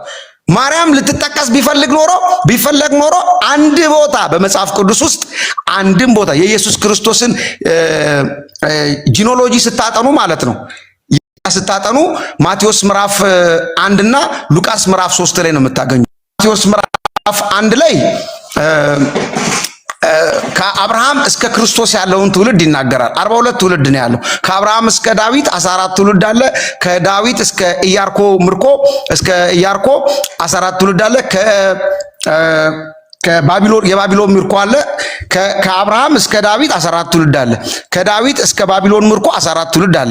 ከባቢሎን ምርኮ እስከ ክርስቶስ 14 ትውልድ አለ። አጠቃላይ 14 ሲባዛ በ3 42 ጄኔሬሽን አለ ማለት ነው። በዚህ ሁሉ ውስጥ አንድም ቀን ይኸው ባይብል ይከፈት የማርያም ስም አልተጠቀሰም። የብዙ ሴቶች ስም ተጠቅሷል። የታስማር ስም ተጠቅሷል። የይሁዳ ሚስት የሩት ስም ተጠቅሷል። የቤርሳቤ ስም ተጠቅሷል። የሰለሞን እናት የማርያም ስም አልተጠቀሰም። በዘር ሐረግ ውስጥ በኢየሱስ ክርስቶስ የዘር ሐረግ ውስጥ የማርያም ስም አልተጠቀሰም። ሉቃስ ላይ ስትሄዱ ወደ 77 ትውልዶችን ይጠቅሳል። የሉቃስ አፕሮች ምንድነው? ከኋላ ወደፊት ነው የሚሄደው። የማቴዎስ አፕሮች ከፊት ወደ ኋላ ነው የሚመጣው። ከአብርሃም ወደ ክርስቶስ ነው የሚመጣው። ሉቃስ ደግሞ ከዮሴፍ ይነሳና ከክርስቶስ ይነሳና አዳም ላይ ነው የሚያበቃው። ሪቨርስ ኦርደሪንግ ይባላል። በዚህም ጊዜ ውስጥ የማርያም ስም አልተጠቀሰም። ኢየሱስ ክርስቶስ የዳዊት ዘር ነው የተባለው በዮሴፍ ምክንያት እንጂ በማርያም ምክንያት አይደለም። ዮሴፍ የዳዊት ነገድ ስለሆነ በሱ በኩል ነው የመጣው። ታዲያ የዮሴፍ አባትነቱ በምንድነው ነው ፖይንቱ? ዮሴፍ ማርያም ድንግል እስከሆነች ድረስ ዮሴፍ ለዚህ ጽንስ አስተዋጽኦ እስካላደረገ ድረስ አባትነቱ ፓረንት ፊገር ወይም ፋዘር ፊገር ወይ ደግሞ የህግ አባትነት ስላሳደገ አባት ይባላል። በእኛም ሀገር አባት ይባላል። የእንጀራ አባት ምናምን እያልን ፕሪፊክስ እንሰጣለን እንጂ አባትነቱን ዲና አናረግም። ያጨርሳለሁ። እሺ አይ ቲንክ 15 ደቂቃ ነው ለጥያቄና መልስ። ምናልባት ግን ኮንክሉድ ማድረግ ትችላለህ። 30 ሰከንድ ወሰድና ኮንክሉድ አድርግ። 30 ሰከንድ ወሰድና ኮንክሉድ ስራ፣ ወይ ደግሞ 1 ደቂቃ ወሰድና ኮንክሉድ አድርግ። በቃ የማህፀኗ ፍሬ ስላልክ ነው። እሱንም በደንብ ኢንፋሳይዝ ላደርግ ነው። የማህፀኗ ፍሬ የእሷ አይደለም። እሺ የእሷ ሳይሆን የፈጣሪዋ ነው። የእሷ ፍሬ አይደለም። በባለቤትነት እሷ አትጠራም። ከእሷ ነው የተዘጋጀው። ይቅርታ፣ በእሷ በኩል የተዘጋጀው የእሷ ግን አይደለም። ከአንቺ የሚወለደው የአንቺ ልጅ ይባላል አላላትም። ኤልሳቤጥ የምትለው ቦታ በሰጠው ልክ ገብርኤል ያላትን ለምን አልሰጠም? ከአንቺ የሚወለደው የአንቺ ልጅ ይባላል አይደለም ያላት። ባለቤቱ ቅዱስ ሕያው እግዚአብሔር ነው። የልጁ ባለቤት እግዚአብሔር ነው። በስጋ የተገለጠውም ራሱ እግዚአብሔር ነው። ስለዚህ ጨርሻለሁ። እሺ ቴንክ ዩ ዶክተር። እሺ አሁን በጥያቄና መልስ ላይ የሚኖረን እንትን እንዴት ነው? አዎ አይደለም ከሆነ አዎ አይደለም፣ ከዛ ማስረጃ አቅርብ ካልኩ ሰዓታችንን ኢፌክቲቭሊ እኔም በደንብ እንድጠይቅ ኢፌክቲቭሊ እንዲሆን ማስረጃ ስለ ቶሎ ማስረጃ ትነግረኛለህ ማለት ነው። እንደሱ ነው የምናደርገው። አንተም ልክ እኔን ስትጠይቀኝ የስ ኦር ኖ ኩዌስችን ከሆነ የስ ኦር ኖ የሚለውን እነግርህና ከዛ በኋላ ማስረጃ ስትለኝ ማስረጃ አሳያለሁ ማለት ነው። ኦኬ እሺ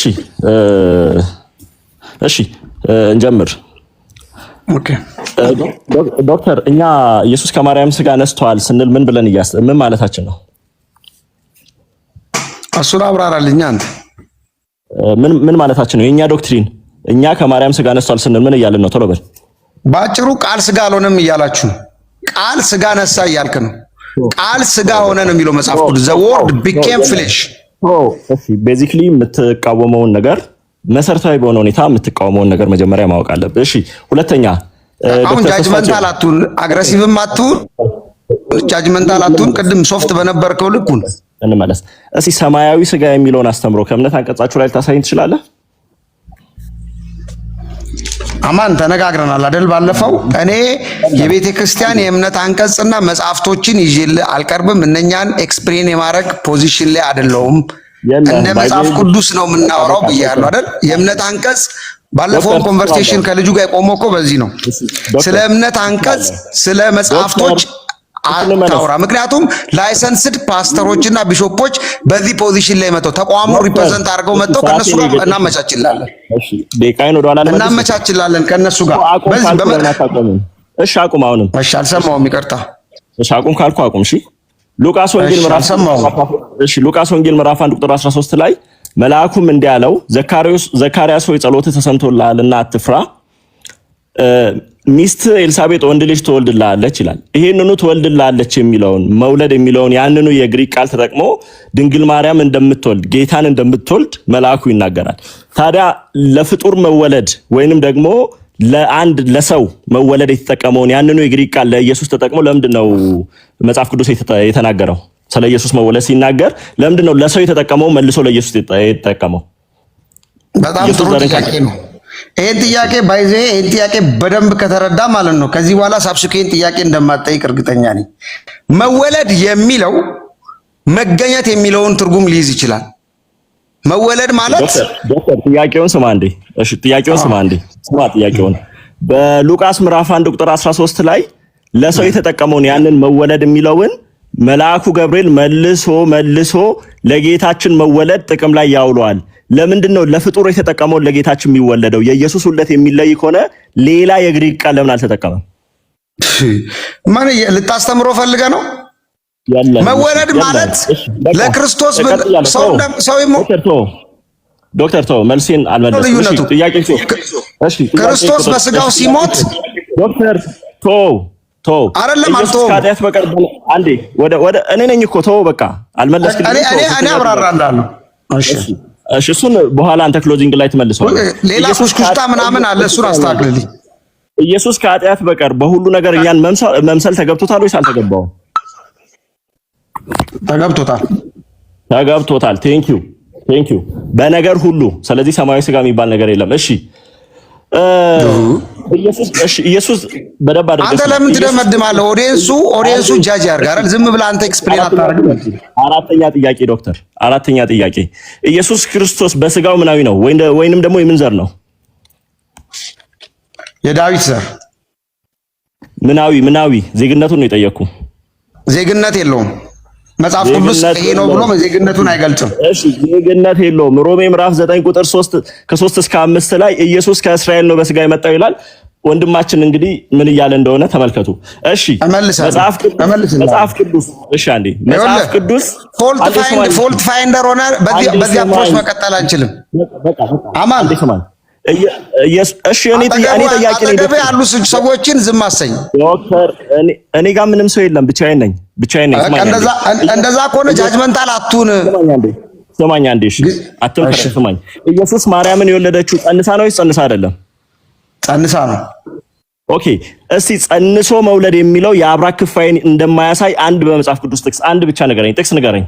የአብራክ ክፋይ ምንድነው? ዲፋይን አድርጎ እስቲ መጀመሪያ ዴፊኒሽን ዲኤንኤ አለመካፈልን እንደሚያሳይ ከመንፈስ ቅዱስ ነው የጸነሰችው። ከመንፈስ ቅዱስ መጸነሷ ነው። ከመንፈስ ቅዱስ ስለጸነሰች የሷ ዲኤንኤ አያስፈልግም ነው። የሷ ዲኤንኤም ብቻውን ምንም መፍጠር አይችልም። የዮሴፍ ወይም የሌላ ሰው ዲኤንኤ ከሌለ በስተቀር ደቂቃዬን አትግደል ዶክተር፣ ደቂቃዬን ይኸውልህ። መጽሐፍ ቅዱስ ኢየሱስ ክርስቶስ ከዳዊት ከዘሮቹ አንዱ አልተባለም? በመጽሐፍ ቅዱስ ኢየሱስ ክርስቶስ ከዳዊት ከዘሮቹ አንዱ አልተባለም? በስጋ በመወለድ አይደለም። ዘር ማለት ሁለት ትርጉም አለው። ጥያቄን መልስልኝ። ዘር ሁለት ትርጉም አለው። ጥያቄን መልስልኝ። ኢየሱስ ክርስቶስ ከዳዊት ዘሮች መካከል አልተባለም? ዘር ሁለት ትርጉም አለው። የአብርሃም ዘር የዳዊት ዘር ሁለት ትርጉም አለው። በስጋ አይደለም፣ በመወለድ አይደለም፣ በመወለድ አይደለም። መካከል እሺ ስማኝ አንዴ። ኢየሱስ ከዳዊት ከዘሮቹ መካከል አልተባለም ተብሏል። በመወለድ አይደለም። እሺ ቶ መልስ የለም። ለሌላ ጊዜ መመለስ ይጠበቅባል። ሐዋርያት ሥራ ምዕራፍ 2 ቁጥር 30 ላይ ከሆድ ፍሬ የሚለው ያ ቃል የመጣ ወይንም ደግሞ የወገቡ ፍሬ የሚለው ከዘሮቹ መካከል የሚል ነው። ኦኬ እሱን ነገር ለሌላ ጊዜ አጥና። እሺ ኢየሱስ ክርስቶስ በዚህ ምድር ሲመላለስ የእኛን ስጋ ለብሶ ነው ወይስ በሰማያዊ ስጋ ነው የተመላለሰው? የራሱ ስጋ ነው የለበሰው። ጥያቄውን መልስልኝ። በሰማያዊ ስጋ ነው የተመላለሰው? ያንተን ስጋ የራሱን ስጋ። ያ የሱ ስጋ ሰማያዊ ነው አይደል? ያ የሱ ስጋ ሰማያዊ ነው አይደል? ትሪቱ ሰማያዊ ነው። አዎ ቴንኪው መለኮታዊ ኃይል። እሺ በቃ መለኮታዊ ኃይል ገጽ 115 ውሃ በላው። እሺ ወደ ቀጣዩ እንሂድ። ኢየሱስ ነገዱ ከማን ነው? የዱርዬ ባህሪ የምታሳይ ከሆነ አቆማለሁ። ወደ መልሱ ኢየሱስ ነገዱ ከማን ነው? ሚስ ቢሄቭ አታድርግ። ኢየሱስ ነገዱ ከማን ነው? ኢየሱስ ነገዱ ከማን ነው? ቶሎ በል። በስጋ አይደለም፣ በዮሴፍ ሳቢያ ነው። ኢየሱስ ነገዱ ከማን ነው? ከይሁዳ ነገድ ነው የመጣው። በይሁዳ ነገድ። እሺ ኦኬ። ኢየሱስ ከይሁዳ ነገድ ከሆነ ነገድ የሚቆጠረው በምንድን ነው? በመወለድ ላይ አሁን ይችላል። ነሰሰብሊ በመወለድ አይደለም። እሺ በመጽሐፍ ቅዱስ ውስጥ ያለ መወለድ ነገድ የተቆጠረበትን አንድ ቦታ አሳየኝ። ቶሎ በል። በጋብቻም ሊቆጠር ይችላል፣ ግን በመወለድ አይደለም። ከዛ ዘር ግድ ስለመጣ አይደለም። መጽሐፍ ቅዱስ ውስጥ ሳይወለድ ነገድ የተቆጠረለትን አንድ አሳየኝ። ነሰሰርሊ ላይሆን ይችላል። የለም እናትና አባት ስማ፣ እናትና አባት የተለያዩ ነገድ ከሆኑ እናትና አባት ከተለያዩ ነገድ ከተወለደ ያ ሰው ምንድን ነው የሚባለው? ዶክተር ማስረጃ ሲባል ማስረጃ ነው። እሺ ከሌለ የለም ብለተው። የኢየሱስ ሞት ምትካዊ ነው አይደለ? ዶክተር ጊዜን አልጨረስክም? ገና ነው። ከበደ ገና ነው። 8 ደቂቃ ላይ ነው። የኢየሱስ ሞት ምትካዊ ነው አይደለ? አካሄድ ማለት ነው። ጤናማ አካሄድ አይደለም። ጥያቄን ብቻ ጠይቅ፣ መልሱን ካልተቀበል ቀጥለ ዲፌንድ አድርግ። የኢየሱስ ሞት ምትካዊ ሞት ነው ወይስ አይደለም? ምን ማለት ነው ምትካዊ ማለት? ቤዚክ የሆነ የቴዎሎጂ ተርሚኖሎጂ እንኳን መረዳት ነበረብህ እኮ። በአንተ ኮንቴክስትና በኔ ኮንቴክስት ይለያያል። በአንተ ኮንቴክስት ምትካዊ ሞት ምን ማለት ነው እኮ? አስረዳኝ አንተን። በአንተ ኮንቴክስት ስለኔ ማስረዳው። እሺ ተው ኢየሱስ የሞተው የሰው ልጆች ወክሎ ነው አይደለም? ለሰው ልጆች ኃጢአት ነው እንጂ ሰውን ወክሎ አይደለም አይደለ? ኃጢአታቸውን ወክሎ ነው። ኃጢአታችንን ወስዶ ነው የሞተው፣ ተሸክሞ ነው የሞተው። ሰውን ወክሎ አይደለም። ኦኬ እኮ የሰውን ኃጢአት ነው ሰውን ወክሎ ማለት ምንድን ነው? ትንቢተ ኢሳይያስ ምዕራፍ 53 ቁጥር 2 ላይ ሳይሆን ወርደህም አንብብ። ለሌላ ምንም አልቻልክም። የምትጠይቀውን ራሱ አታውቅም። የምትጠይቀውን ራሱ አልቻልክም። ዶክተር ወደ ውይይት የምትጠይቀውን ራሱ ግራ ገብቷል። ሉቃስ ምዕራፍ 2 ላይ እንደዚህ ይላል። አንዴ ስማኝ። ሉቃስ ምዕራፍ 2 ላይ በዚያ ሳሉ የመውለጃዋ ወራት ደረሰ ይላል። በዚህ ጥቅስ መሰረት ጽንሱ የሚወለድበት ጊዜ ደርሷል አይደለ? ኦኬ። ስለዚህ ኢየሱስ በማርያም ማዕፀን ውስጥ በጽንስ ደረጃ ለ9 ወር የቆየው ለምንድን ነው? ሰውም መስሎ መምጣት ስላለበት፣ በራሱ እቅድ መምጣት ስላለበት። በአንድ ቀን ቆይቶ መምጣት ቢፈልግ ይመጣል፣ መብቱ ነው። የሱ ፕላን ስለሆነ ነው። እሺ አንዴ ተመልከቱ። ዝም ብሎ መልክ ሲሰራ ነበር። እሺ በብሉይ ኪዳን ይገለጡ የነበረ መልአክ፣ ለምሳሌ ለአብርሃም ተገልጦ ምግብ የበላው መልአክ፣ በስጋ ምግብ የበላው መልአክ። ኦኬ ስጋው ሰማያዊ ነው አይደለም? መላእክት ዘር የላቸውም። መንፈሳዊ አካል ናቸው መላእክቶች። ስጋውን ምግብ የበላውን እግሩን የታጠበው መልአክ ነው እኮ ሰው መስለው ነው የሚመጡት። ሰው መስለው መምጣት ይችላሉ። ኦኬ። ስለዚህ ኢየሱስ ታዲያ ሳይሆኑ ሰው መስለው መምጣት ይችላሉ። አዎ መልካም። ታዲያ ኢየሱስ ማርያም ማፀን ውስጥ ለምን ቆየ? እንደነሱ ለምን ዝም ብሎ አልመጣም? እኛን መስሎ መምጣት ስለፈለገ ነው። ያ የሱ ፕላን ነው። መምሰል አይጠበቅበትም ብራዘር። በብሉይ ኪዳንም የሱ ፕላን ነው እኮ። ቴንክ ዩ የሱ ፕላን ነው። ልታስተምረው ነው እንዴ? አንዴ ልታስተምረው ነው? በቃ ተው። አንድ ጥያቄ እስኪ ኢየሱስ ሰው ሆኖ ስጋ ለብሶ በዚህ ምድር ላይ ሲመላለስ እኛ ካለን ከሰው ባህሪ ከሰብአዊ ባህሪ የሚለይበትን አንድ ነገር ብቻ ንገረኝ። ኃጢአት አይሰራም። ኃጢአት ነፃ ነው። ይሄ ነው ትልቁ ክራይቴሪያ ነው። ኦኬ። አዳም በኃጢአት ከመውደቁ በፊት የነበረው ስቴት ላይ ሰማያዊ ነበር ስጋው? አዳም በኃጢአት ከመውደቁ በፊት ከምድር አፈር የተዘጋጀ ስጋ ነው። የአዳም ስጋ ከምድር አፈር ነው የተዘጋጀ። እንደም ኢሴንሻል ፕሮፐርቲ አይደለም ያልኩ ለዛ ነው። ማይገናኝ ነገር ስታገናኝ ሰማያዊ ስጋ እኮ እያልን ያለ ነው ከመለኮት የተዘጋጀ ስለሆነ ነው። ለምንድን ነው ገብቶ እንዳልገባ የምትሆነው?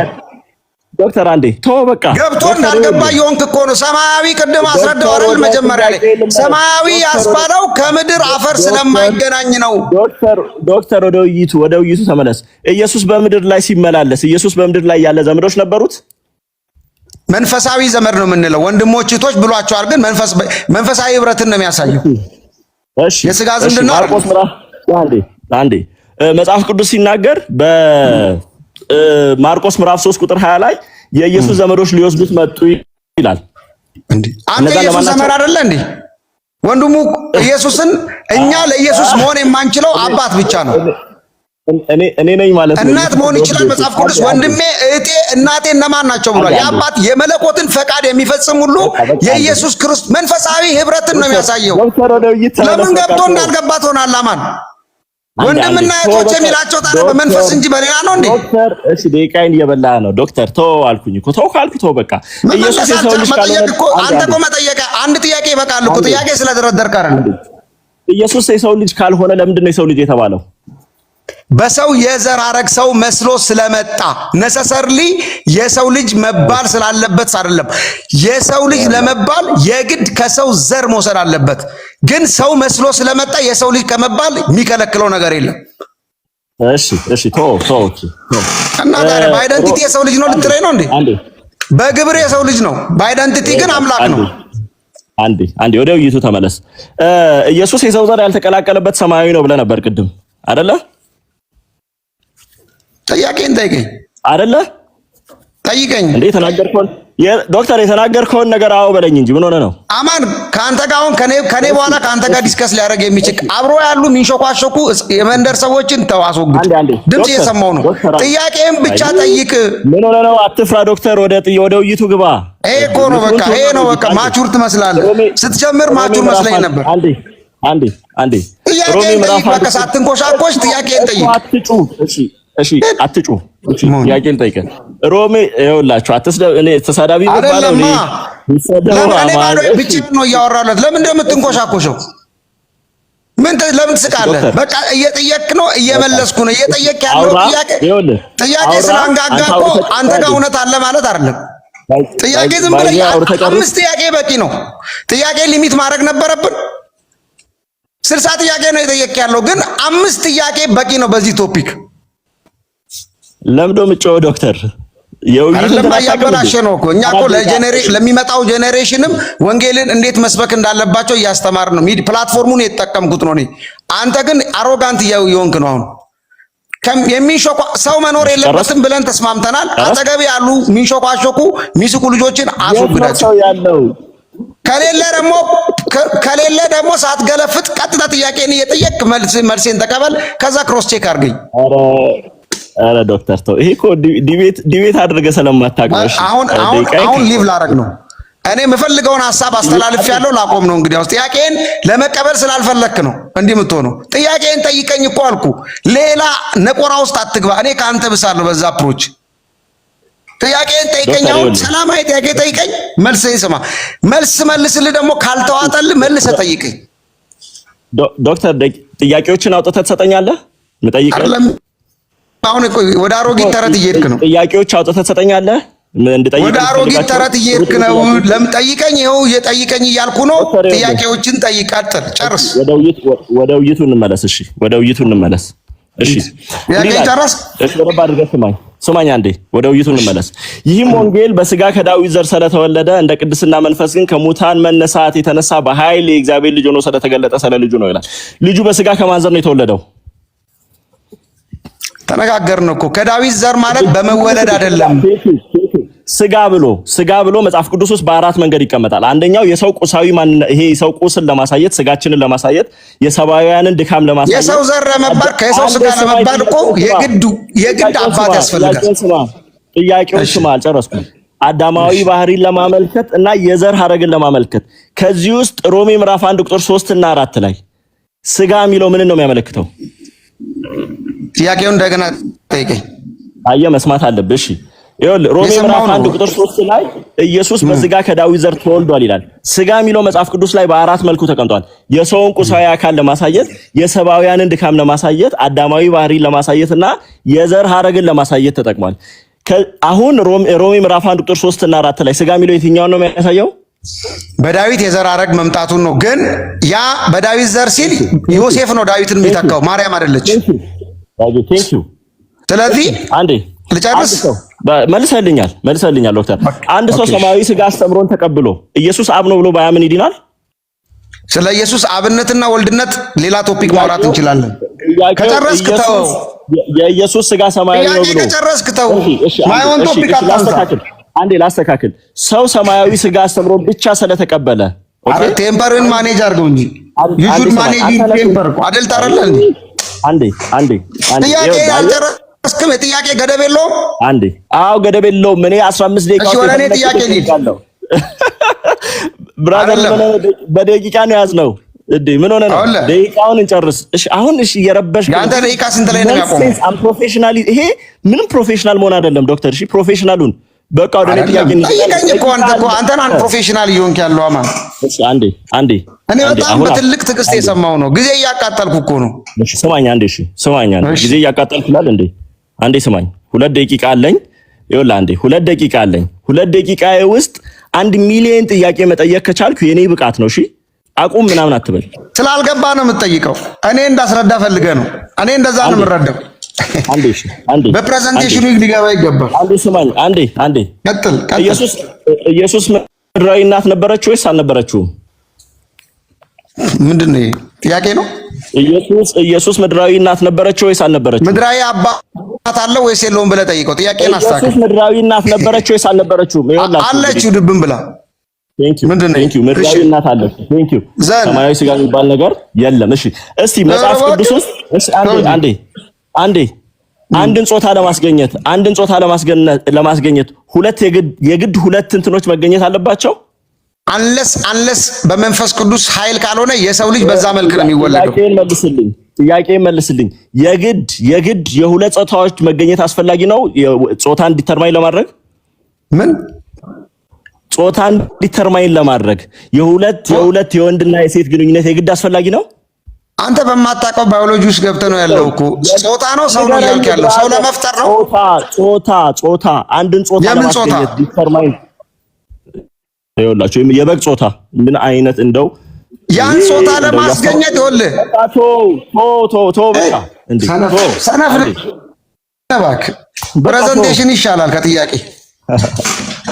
ጥያቄ ጨርስ፣ እኔ እሰማለሁ። እኔ ፈለግ አንድ ላይ መልሳለሁ። በቃ ጨርሻለሁ። እየተሰዳደብን ስለሆነ አይቅርብህ።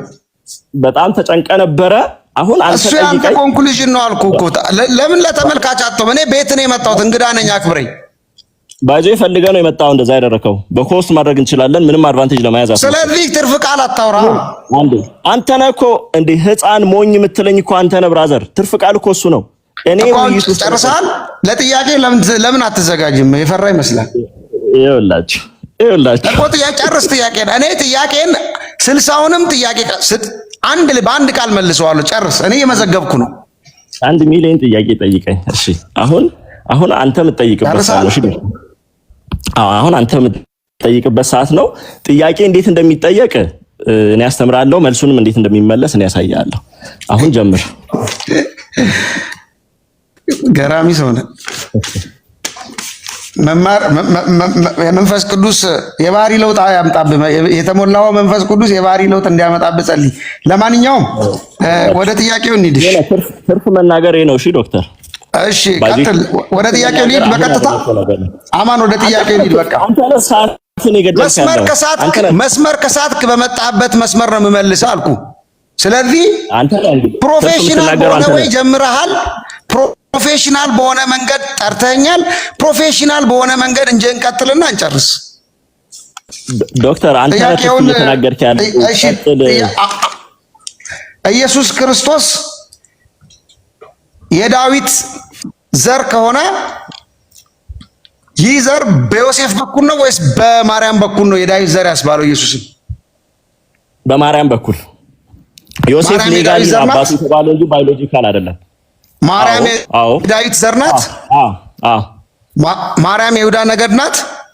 አዎ፣ ማስረጃ አምጣ። መጽሐፍ ቅዱስ ስለ ማርያም ሲናገር በደንብ አድርገህ ስማኝ። አሁን መጽሐፍ ቅዱስ ስለ ማርያም ሲናገር ማርያምን ኢየሱስ እንዴት እንደምትወልደው ሲናገር ኤክስክሉሲቭ የሆነ ተርም ተጠቅሞ ትጸንሺዋለሽ፣ ትወልጃለሽ በማለት ኢየሱስን እርሷ ጸንሳ እንደምትወልድ መጸነስ ለሁሉም የተጠቀመውን ያንኑ ቃል ተጠቅሞ ለኢየሱስ ስለተጠቀመ ያንን የኢየሱስን የዘር ሐረግ ስንቆጥር በባዮሎጂካል በሆነ ሴንስ የምንቆጥረው በዮሴፍ ሳይሆን በማርያም በኩል ነው።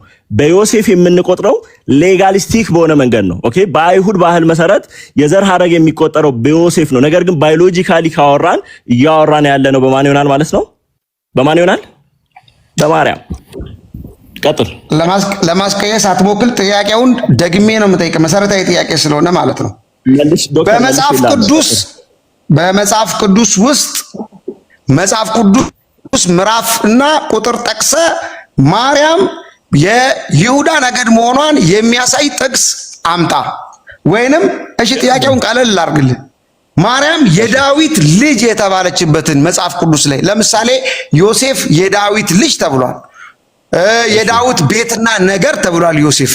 የአብርሃምም ልጅ ተብሏል ዮሴፍ። ኦኬ፣ ማርያም የዳዊት ልጅ የተባለችበትን የመጽሐፍ ቅዱስ ክፍል አሳየኝ። ስለዚህ እውነትም ማርያም የኢየሱስ ባዮሎጂካል ማዘሯ መሆኗን ታረጋግጥልኛለህ ዛሬ ማለት ነው። የይሁዳ ነገድ ናት ምትል ከሆነ ኢየሱስ በይሁዳ ነገድ ነው የመጣው።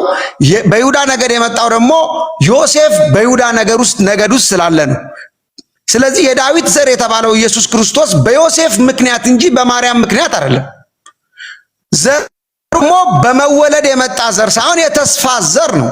እኛ ክርስቶስን በማመን የአብርሃም ልጆች ነን። የአብርሃም ልጅ ሆንከው አንተ አብርሃም ልጅ ነኝ ብለህ ታስበህ የአብርሃም ልጅ ሆንከው ክርስቶስን በማመን በተስፋ እንጂ በመወለድ ነው እንዴ? በመወለድና ያለመወለድ አይደለም የአብርሃም ልጅ የሚያስብለው። ከእስራኤላዊ የተወለደ ሁሉ እስራኤላዊ አይደለም። ገብቷል? ከአብርሃም የተወለዱ ከራሱ አብራክ የተወለዱ እስራኤላዊ ሊባሉ ይችላሉ እንጂ የአብርሃም ዘር አይባሉም። የአብርሃም የመጀመሪያ ልጅ እስማኤል ነው። የአብርሃም ዘር ነው ታዲያ እስማኤል። የአብርሃም ዘር የተባሉት ከተስፋው ቃል ኪዳን የተወለዱ ከሳራ የተወለዱ በይስሐቅ መስመር ያሉ ናቸው። ስለዚህ ኢየሱስ የዳዊት ልጅ ነው የተባለው በዳዊት የዘር መስመር ውስጥ ስለመጣ ነው። ያ ደግሞ ትሬስ ሲደረግ ዮሴፍ ነው። የይሁዳ ነገድ ዮሴፍ እንጂ ማርያም አይደለች። ማርያም የይሁዳ ነገድ ናት የምትለኝ ከሆነ ሁለት ጥያቄ ነው የምጠይቅ። አንደኛ የይሁዳ ነገድ መሆኗን መጽሐፍ ቅዱስ ላይ አሳየኝ። ሁለተኛ የኢየሱስ ክርስቶስ የትውልድ ሐረግ በማቴዎስ ምዕራፍ 1 ላይ 42 የትውልድ ሐረግ ተጠቅሷል። ስም ምን ሳይቀር እንትና ወለደ ተብሎ ሉቃስ ምዕራፍ 3 ላይ ስትሄድ ደግሞ 72 ትውልድ ተጠቅሷል። አንዱም ቦታ የማርያም ስም አልተጠቀሰም። ሴት ናት፣ በአይሁድ ሕግ ሴት ናት ልትለኝ ነው? ሴቶች ይህ ጊዜ ተጠቅሰዋል። ስለዚህ ማርያም የይሁዳ ነገድ ከሆነች አሳየኝና የኢየሱስ ክርስቶስ የይሁዳ ነገድ የተባለው በማርያም በኩል ነው ብዬ ደመድማለሁ ማለት ነው። ዛሬ ተመልካቾቻችንም ይሄን ጥያቄ ካልመለሰ ወደሚቀጥለው ጥያቄ አልሄድም። ብዙ ጥያቄ አዘጋጅቻለሁ። ይሄን ጥያቄ ካልመለስ ወደሚቀጥለው ሴሽን አልሄድም። ጨርሻለሁ። እሺ ዶክተር፣ ይኸውልህ ጥያቄ ቅድም መጠየቁም መመለሱም ላይ አመላለሱንም አልቻልክም። አጠያየቁም ላይ ጥያቄ ሲሆን ጥያቄውን ነው የምጠይቀው። አሁን እኔ ባወራ ኢንተራፕት አደርጋለሁ። እሺ አማን መልስ። ማስኬሱን ትተህ ጥቅስ ስጠኝ። አንተ ቅድም ላወራው ጥቅስ ስጠኝ። በቃ የራስህን ደቂቃ ነው እየበላ ያለው። አሁን ይኸውልህ በደንብ አድርገህ ስማኝ። ጥያቄው የመጀመሪያው ነገር ኤግዛክት ወርድ ፋላሲ ነው። አንደኛ ነገር ኤግዛክት ወርድ ፋላሲ ኮሚት እያደረክ ነው። ማርያም ከይሁዳ ነገድ አይደለችም የሚል የለም። ኦኬ ማርያም የዳዊት ልጅ አይደለችም የሚል የለም። ኔጌሽኑም የለም። ኦኬ ነገር ግን ኤግዛክት ወርድ ባይሆንም እንኳን ቅድም አንተ ራሱ በጥያቄና መልሱ ላይ መመለስ ስለዚህ ኢየሱስ ክርስቶስ የዳዊት ነገር የዳዊት ዘር የተባለው በማን ምክንያት ነው? አንዴ ላውራ። ቅድም አንተ ራሱ እንኳን መመለስ እንዳልቻልከው እኔም ደግሞ ክሊሊ እንዳሳየሁት ኢየሱስ ከይሁዳ እኔ ማስረጃ ጥቅስ እኮ አንድ ጥቅስ ተናግረህ እኔ ጭራሽ ዝም ማለት ማሰኘት ትችላለህ። እሺ አንዴ ወደ ቀጣይ ጥያቄ መሄድ ትችላለህ፣ ግን ላውራ። ኦኬ ላውራ። እሺ ወደ ቀጣይ ጥያቄ በቃ ተው፣ አትመልስም። እሺ ስለማትመልስ አቁሞ ወደ ቀጣይ ጥያቄ ሂድ። እሺ ኢየሱስ ክርስቶስ የዳዊት ልጅ የተባለው በማርያም በኩል ነው ወይስ በዮሴፍ በኩል ነው? ደግሜ ልጠይቅ። አንድ አይነት ጥያቄ። ስፔሲፊካሊ የዳዊት ልጅ የተባለው ይኸውልህ በሁለቱም በኩል ሊሆን ይችላል። ባዮሎጂካሊ ከሄድን በማርያም በኩል ነው። እስቲ የማርያም የዘር ሐረግ ከክርስቶስ ጋር የተገናኘበትን አሳየኝ። አንዴ ስማኝ። ሌጋል በሆነ መልኩ ከሄድን በዮሴፍ በኩል ነው። ስለዚህ ጥያቄውን ስታመጣ ዶክተር አንዴ ስማኝ። አንተ ወንድ ነህ ወይስ ሰው ነህ ብሎ እንደመጠየቅ ነው። ይሄ ፎልስ ዳይኮቶሚ ይባላል። ኦኬ ፎልስ ዳይኮቶሚ፣ ሁለቱን መሆን እየቻለ የግድ አንዱን ምረጥ ብለህ ለምን ትጠይቀኛለህ? ባዮሎጂካሊ ከሄድን በማርያም ከመጽሐፍ ቅዱስ ጥቅስ አውጣ በእናትህ። እሺ ወሬ እኮ ነው ያስጠላኝ። እሺ አንዴ ሉቃስ ምዕራፍ 1። እሺ ይሄ ትርፍ ንግግር ነው ዶክተር። እሺ ይሄ አንተ ስትመልስ ለምሳሌ እንደዛ አላልኩም። ይሄ ትርፍ። እሺ አማን በቃ ይሄን ጥያቄ እኔ ትቼዋለሁ። እሺ ይሄን ጥያቄ ትቼዋለሁ፣ መብቴ ነው። ለመልስልህ ብራዘር፣ በቃ መብቴ ነው። ጊዜን እያቃጠልክ ነው። ሌላ ጥያቄ ልጠይቅህ። አንዴ ልመልስልህ። ሌላ ጥያቄ ልጠይቅህ። በቃ ቶ አትመልሶም። ጊዜን አታቃጥልብኝ። በቃ የምታውቀው ስትሰማ ጊዜን አታቃጥልብኝ። አማን መጀመሪያ ስማ፣ ልመልስ። ሁለተኛ ጥያቄ ጠይቅ። ስማ እሺ የማፀንሽ ፍሬ የሚል ተብሎ ግን ዲኤንኤ አለመካፈልን ፕሩቭ ማድረግ አልቻልክም።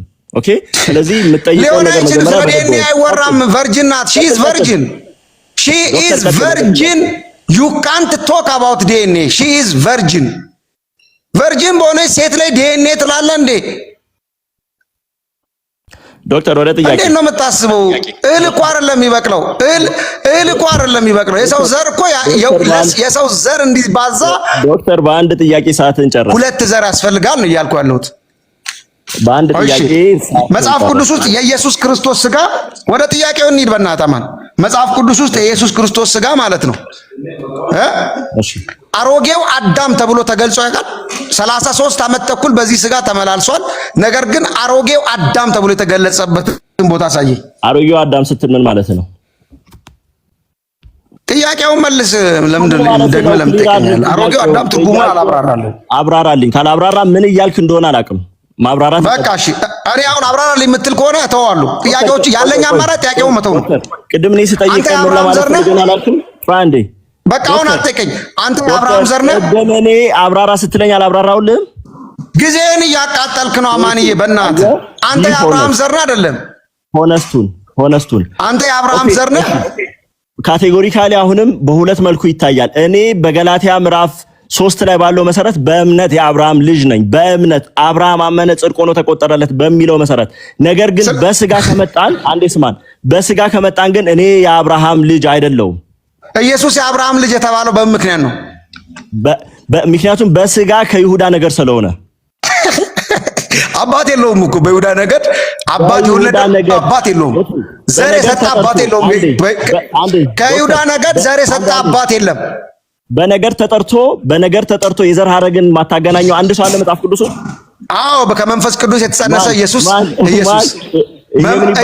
ከመንፈስ ቅዱስ የተጸነሰው ኢየሱስ። ኤክሰፕሽናል አታውቅም እንዴ? ኤክሰፕሽናል ሁሉ ማወቅ አለብህ። ሌላ ጥያቄ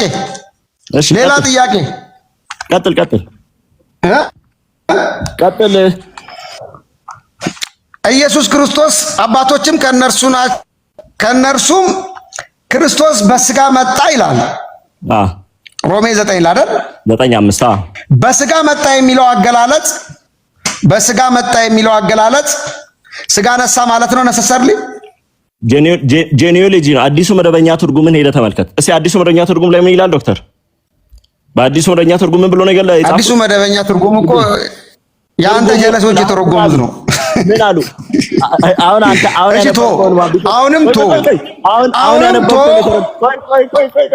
አሁን ያነበብከው ኢየሱስን አትመልስም።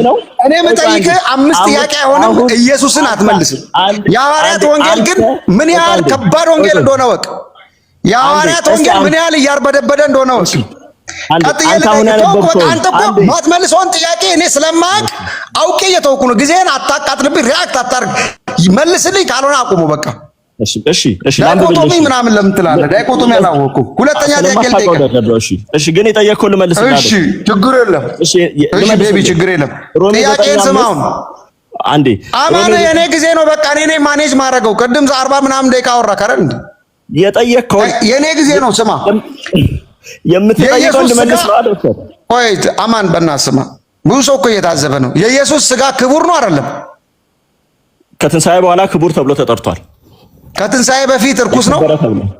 ከትንሣኤ በፊት እርኩስ ነው ማለት ነው። ምንም መጽሐፍ ቅዱስ እንደዛ አይናገርም። የአክቹዋሊ ስጋ ቅዱስ ነው ይላል። አንዴ የስጋ እርኩስ ከትንሣኤ በፊት ቅዱስ ነው ይላል። አንዴ ከትንሣኤ በኋላ ቅዱስ ነው የሚላሳየኝ። ከትንሣኤ በፊት ቅዱስ ነው የሚላሳየኝ። ከትንሣኤ በፊት ቅዱስ ነው የሚላሳየኝ። የሚወለደው ቅዱሱ የእግዚአብሔር ልጅ ነው ተብላለች። እርኩስ ልጅ አልወለደችም። ፐርሰኑ እኮ ፐርሰኑ ነው። ፐርሰኑ እሺ፣ እሺ፣ በጣም ጥሩ። አንድ ጥያቄ ልጠይቅህ።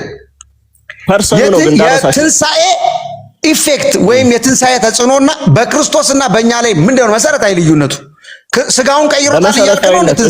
ትንሣኤው ስጋውን ከሞት አስነስቶታል እንጂ ትንሣኤው ስማኝ ፕሊስ፣ ትንሣኤው ስጋውን ከሞት አስነስቷል እንጂ ስጋው ላይ ያመጣው የኬሚስትሪ ለውጥ የለም። ከትንሣኤው በፊትም ከትንሣኤው በኋላም ስጋው ዘሴም ነው። ትንሣኤው በተወሰነ መልኩ ግሎሪፋይ አድርጎታል እንጂ ከዛ ውጭ ለውጥ አላመጣም። እኛ ላይ ግን የትንሣኤው 2 ለውጥ አለው። አንደኛው ስጋችንን ከሞት ያስነሳል፣ የመጀመሪያው። ሁለተኛ ደግሞ ስጋችንን ወደ ክርስቶሳዊ መልክ በሚመስል ስጋ ይቀይረዋል። ክቡር የሆነው የኢየሱስ ክርስቶስ ስጋ ሁሌም ክቡር ነው። የኛ ስጋ ግን የተዋረደ ነው፣ ከኃጢአት የማይላቀቅ ስጋ ነው። ስለዚህ ከትንሣኤ በኋላ ክቡር ወደ ሆነው ወደ ክርስቶስ ጋር እንለወጣለን ነው የሚለው መጽሐፍ ቅዱስ። ያ ማለት ምን ማለት ነው? እኛ ትንሣኤ ካገኘን በኋላ አንበሰብስም፣ ኃጢአት አንሰራም። ክርስቶስ ከትንሣኤ በፊት እኮ ኃጢአት አልሰራም። እኛ ኃጢአት እንሰራለን። ትንሣኤው ለእኛ ስጋችንን ጭምር ነው የሚቀይረው። ጾታችንን አይቀይርም፣ ስጋችንን ጭምር ይቀይሯል። ክርስቶስን በሚመስል ሰማያዊ ስጋ አረግ። አንዴ እኔ ጋር ተቋርጦ ነበር። ያ ማለት ኃጢአት አይሰራም። አስጨርሰኝ። የክርስቶስ ስጋ ክቡር የተባለው ከትንሣኤው በኋላ ነው እያልክ እኮ ነው። ትንሣኤው ስጋውን ከሞት ብቻ ነው ያስነሳው ወንድሜ። የኛን ስጋ ትንሣኤው ይቀይረዋል፣ ከሞትም ያስነሳል፣ ስጋችንንም ይቀይረዋል። ወደ ክርስቶስ ስጋ ነው የሚቀይረው። ግን በእጅ ባልተደረገ መገረዝ ነው የሚገርዘው ስጋችን። አንዴ የቱ ጋር ነው እንደዛ የሚለው? የኛን ስጋ ወደ ክርስቶስ ስጋ ይቀይረዋል የሚለው ይቀር። አሁን እኮ ከትንሣኤ በፊት ነው ብለኛል። ከትንሣኤ በፊት እርኩስ ስጋ ነው ብለሃል። አላልኩም። ከመንፈስ ቅዱስ የተጸነሰ ስጋ ከመንፈስ ቅዱስ የተጸነሰ ስጋ እርኩስ ነው ትላለህ? ደፋር ነህ። ተመልከቱ ሲዋሽ። ከመንፈስ ቅዱስ የተጸነሰ ስጋ እርኩስ ነው ትላለህ እንዴ? ተመልከቱ ሲዋሽ። እግዚአብሔርን አትፈራ። ተመልከቱ። እኔን ባትፈራ ራሱ እግዚአብሔርን ፍራ ያለው ዶክተር እኔ እርኩስ ነው ብያለሁ። ከትንሣኤ በፊት እርኩስ ነው ወይስ ቅዱስ ነው? ዶክተር ብያለሁ። ከትንሣኤ በፊት ንገረኝ። አትዋሽ። በቃ ከትንሣኤ በፊት ንገረኝ። በፊት የሚገባ አንዴ ቆይ። አለመዋሸት። እሺ አማርዬ ብዙ ቶክ አያስፈልግም። ከትንሣኤው በፊት የስጋውን ኳሊቲ ንገረኝ። ከትንሣኤው በፊት አትዋሽ። እሺ የኢየሱስ ክርስቶስ ስጋ ከትንሣኤ በፊት እርኩስ ነው ክቡር ነው? መጽሐፍ ቅዱስ ምንም አይልም። ነው ያልኩት። ስለዚህ ምን እንበል? ምንም ካላለ መጽሐፍ ቅዱስ ምንም አይልም። አሁን አንተ ቀጥሎ የምትናገረው ነገር ክቡር ማለት ማለት ነው ታውቃለህ? ግን አንዴ ስማኝ። አርጊውመንት ፍሮም ሳይለንስ ይባላል። አርጊውመንት ፍሮም ሳይለንስ ይባላል። ዩ አር ቢውል አርጊውመንት ምንም ካልተባለ ነገር ላይ። እሺ አንድ ጥያቄ ልጠይቅህ። አንድ ጥያቄ ልጠይቅ። 8 ሰከንድ ነው ያለው። ክቡርና 7 ሰከንድ ነው። ቅዱስ ሪሌቲቭ ተርም ነው፣ አንጻራዊ ቋንቋ ናቸው። እሺ የኢየሱስ ክርስቶስ ስጋ ይኸውልህ፣ የኢየሱስ ክርስቶስ ስጋ ደቂቃ ጨርሳል። እሺ ቀጥል፣ ወደሚቀጥለው ሴሽን እንሂድ። ደቂቃን ስትጨርስ በእኔ ቸርነት ደቂቃ ጨምርልህና ትጠይቀኛለህ። እሺ 2 ደቂቃ ልጨምርልህና ልትጠይቀኝ። ጀነረስ እንደሆን ሻቃል ጊዜ ላይ ጨምርልህ። አዎ እሺ ይኸው ጠይቀኝ። እሺ እሺ ኢየሱስ ክርስቶስ እሺ እሺ ሄሎ እየሰማው ነው ዶክተር። የኢየሱስ ክርስቶስ የትውልድ ሐረግ ላይ ወይ ማቴዎስ እኔ ድምጽ ይሰማል? ከታች ይሰማል። የማቴዎስ የኢየሱስ ክርስቶስን ሐረግ ሲናገር ከይሁዳ ነገድ መምጣቱን ይናገራል። ሉቃስም ማቴዎስም በሁለቱም ቦታ ላይ የማርያምን ስም ያልጠቀሱበት ምክንያት ለምንድን ነው?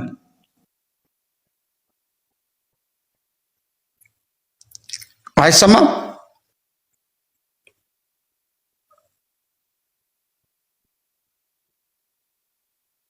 አይሰማም? ኔትወርክ እኔ ጋር እንትን እያለ ነው። እንደገና አላስጀምርልህ። እሺ ይሰማል አሁን? እሺ ጠይቀኝ። አሁን ኔትወርክ እየወጣው እየገባው ስለሆነ ነው። እሺ በሉቃስ ወንጌል ምዕራፍ 3 እና በማቴዎስ ወንጌል ምዕራፍ 1 ላይ ባለው የትውልድ ሐረግ ላይ ኢየሱስ ክርስቶስ የማርያም ስም ያልተጠቀሰበት ምክንያት ለምን ይመስላል? አንድም ቦታ አልተጠቀሰችም። እሺ ይኸውልህ አርጊመንት ፍሮም ሳይለንስ የምንለው ለዛ ነው። ኦኬ አርጊመንት ፍሮም ሳይለንስ የምንለው እንደዚህ አይነት ነገር ነው። መጽሐፍ ቅዱስ የተናገረውን ነገር ላይ እንናገራለን። መጽሐፍ ቅዱስ ዝም ያለው ነገር ላይ ዝም እንላለን። አሁን እየጠየከኝ ያለው ነገር ኤክስትራ ቢብሊካል የሆነ ስኮላርሊ ኤቪደንስ ነው ላመጣልህ የምችለው። በሉቃስ ወንጌል ምዕራፍ 3 ላይ የተጠቀሰው የዘር ሐረግን የተመለከተን እንደሆነ በማርያም በኩል የተቆጠረ ነው። ይሄንን ኤክስትራ ቢብሊካል ሪፈረንስ አምጥቼ ነው ላሳየህ። እስቲ ማስረጃ እዛው። አንተ ግን ኤክስትራ ቢብሊካል ሪፈረንስ ምን አንዴ ኤክስትራ ቢብሊካል ሪፈረንስ መጽሐፍ ቅዱስ በቂ መረጃ ነው። ሪፈረንስ ምን እንደሆነ ስለማታውቅ ዶክተር አሁን እሱም ማቅረብ መጽሐፍ ቅዱስ በቂ መረጃ ነው እኮ አልኩ። እኔ አንድ ዶክተር ኤክስትራ ቢብሊካል ማለት ነው ከመጽሐፍ ቅዱስ ውጪ። በቃ አትመልስም ቶ አንዴ ኤክስትራ ቢብሊካል ሪፈረንስ ማለት ነው። እኔ ነፃ አውጥቻለሁ። በሰጣይን ጊዜ ልጠቀምሽ ማለት ነው። በእናትህ ተው፣ በእናትህ እንደዚህ የሕፃን ጥያቄ ትጠይቃለህ? እሺ ሌላ ጥያቄ ልጠይቅህ። በእናትህ ማለት ታቃጥላለህ። ልውጣ ውጣ ካልከኝ እወጣለሁ። እሺ እያስፈራራኝ ነው ዶክተር። 2 ደቂቃ አይደለማ ጊዜ እያቃጠለ አንቃይ ለምን ይደርቃል? የኢየሱስ ክርስቶስ ስጋ ይበሰብሳል ብለሃል ቅድም። አላልኩም? የኢየሱስ ክርስቶስ ስጋ ይበሰብሳል። ያልበሰበሰው ይኸውልህ አልበሰበሰም። አሁን ቤዚካሊ ይበሰብሳል አይበሰብስም ሳይሆን ያልበሰበሰው እግዚአብሔር ሚራክለስሊ ፕሪዘርቭ ስላደረገው ነው እንጂ ሰማያዊ ስለሆነ አይደለም ነው ያልኩት። አየህ መጀመሪያ በደንብ ማዳመጥ መበስበስ አንተ ቆይ በእናትህ መጽሐፍ ቅዱስ መበስበስ ምን እንደሆነ ግን ታውቃለህ? መበስበስ ብዙ ጊዜ ይኸውልህ ዘይቤያዊ ንግግር እኮ ነው። መበስበስ ማለት ከኃጢአት ጋር የሚገናኝ ከኃጢአት ጋር መጨመላለቅ እንደማለት ነው። ዶክተር ጨርሰናል። እሺ ተመልከቱ ጨርሰናል። እሺ አሁን የሰው ስጋ ዶክተር ደቂቃ ጨርሳል። ደቂቃ ወደ ስንግባ ሲጠይቀን ራፕ አፕ እናደርጋለን። 10 ደቂቃ ራፕ አፕ እናደርጋለን። ተመልካች ጠይቀና አንዴ ይሰማል። እሺ 10 ደቂቃ አስጀምሩልኝና ክሎዚንግ ግን እሺ መዝጊያ ቆይ አንዴ ጊዜ ክሎዚንጉን 10 ደቂቃ እንደገና ላስጀምር ተቋርጦ በነበረ ሰዓት ስለሆነ። እሺ ወደ ጥያቄ እንግዲህ ውይይታችን አይደለም ወደ ጥያቄ በፕሮግራማችን መሰረት ከተመልካቾች ጥያቄ መቀበል ነው። ዶክተር ክሎዚንግ ስቴትመንት የሚባል ነገር አለ። ኧረ ተው ዶክተር፣ ያወራነው ነገር ላሳየው ቪዲዮ ከፍቼ ላሳይ። ክሎዚንግ የሚባል አስፈልግም። ጥያቄ ተቀበል። እንደዛ አልተስማማንም። ጥያቄ ተቀበል። አንዴ ተስማማ ነው ላሳየው። ያንተን ጃጅመንታል ስቴትመንት መስማት አልፈልግም። ክሎዚንግ አያስፈልግም። በቃ ፐርሰንት ቱ ፐርሰንት ዲቤት ነው። ምንም ክሎዚንግ አያስፈልግም። ጥያቄ ተቀበል። እሺ አንዴ ዶክተር ጥያቄ አትቀበልም? አንዴ ኦኬ ወጥቻለሁ። ይኸው ያወራነው ወደ ጥያቄ ማትሄድ ከሆነ ወጥቻለሁ። ወደ ጥያቄው ማትገባ ከሆነ ወጥቻለሁ። አንተ ክሎዚንግ ለኔ ምን ይጠቅመኛል? ጥያቄ ጠይቀኛ፣ ህዝቡን እናድንበት። ለወንጌል እንቅፋት አትሁን፣ ህዝቡን እናድንበት። ጥያቄ ጠይቁኝ። እኔ ጥያቄ ጠይቁኝ። አንተን ሰባሪ ተው ፕሊዝ። ዶክተር እዚህ ጋር ክሎዚንግ ይኸውላችሁ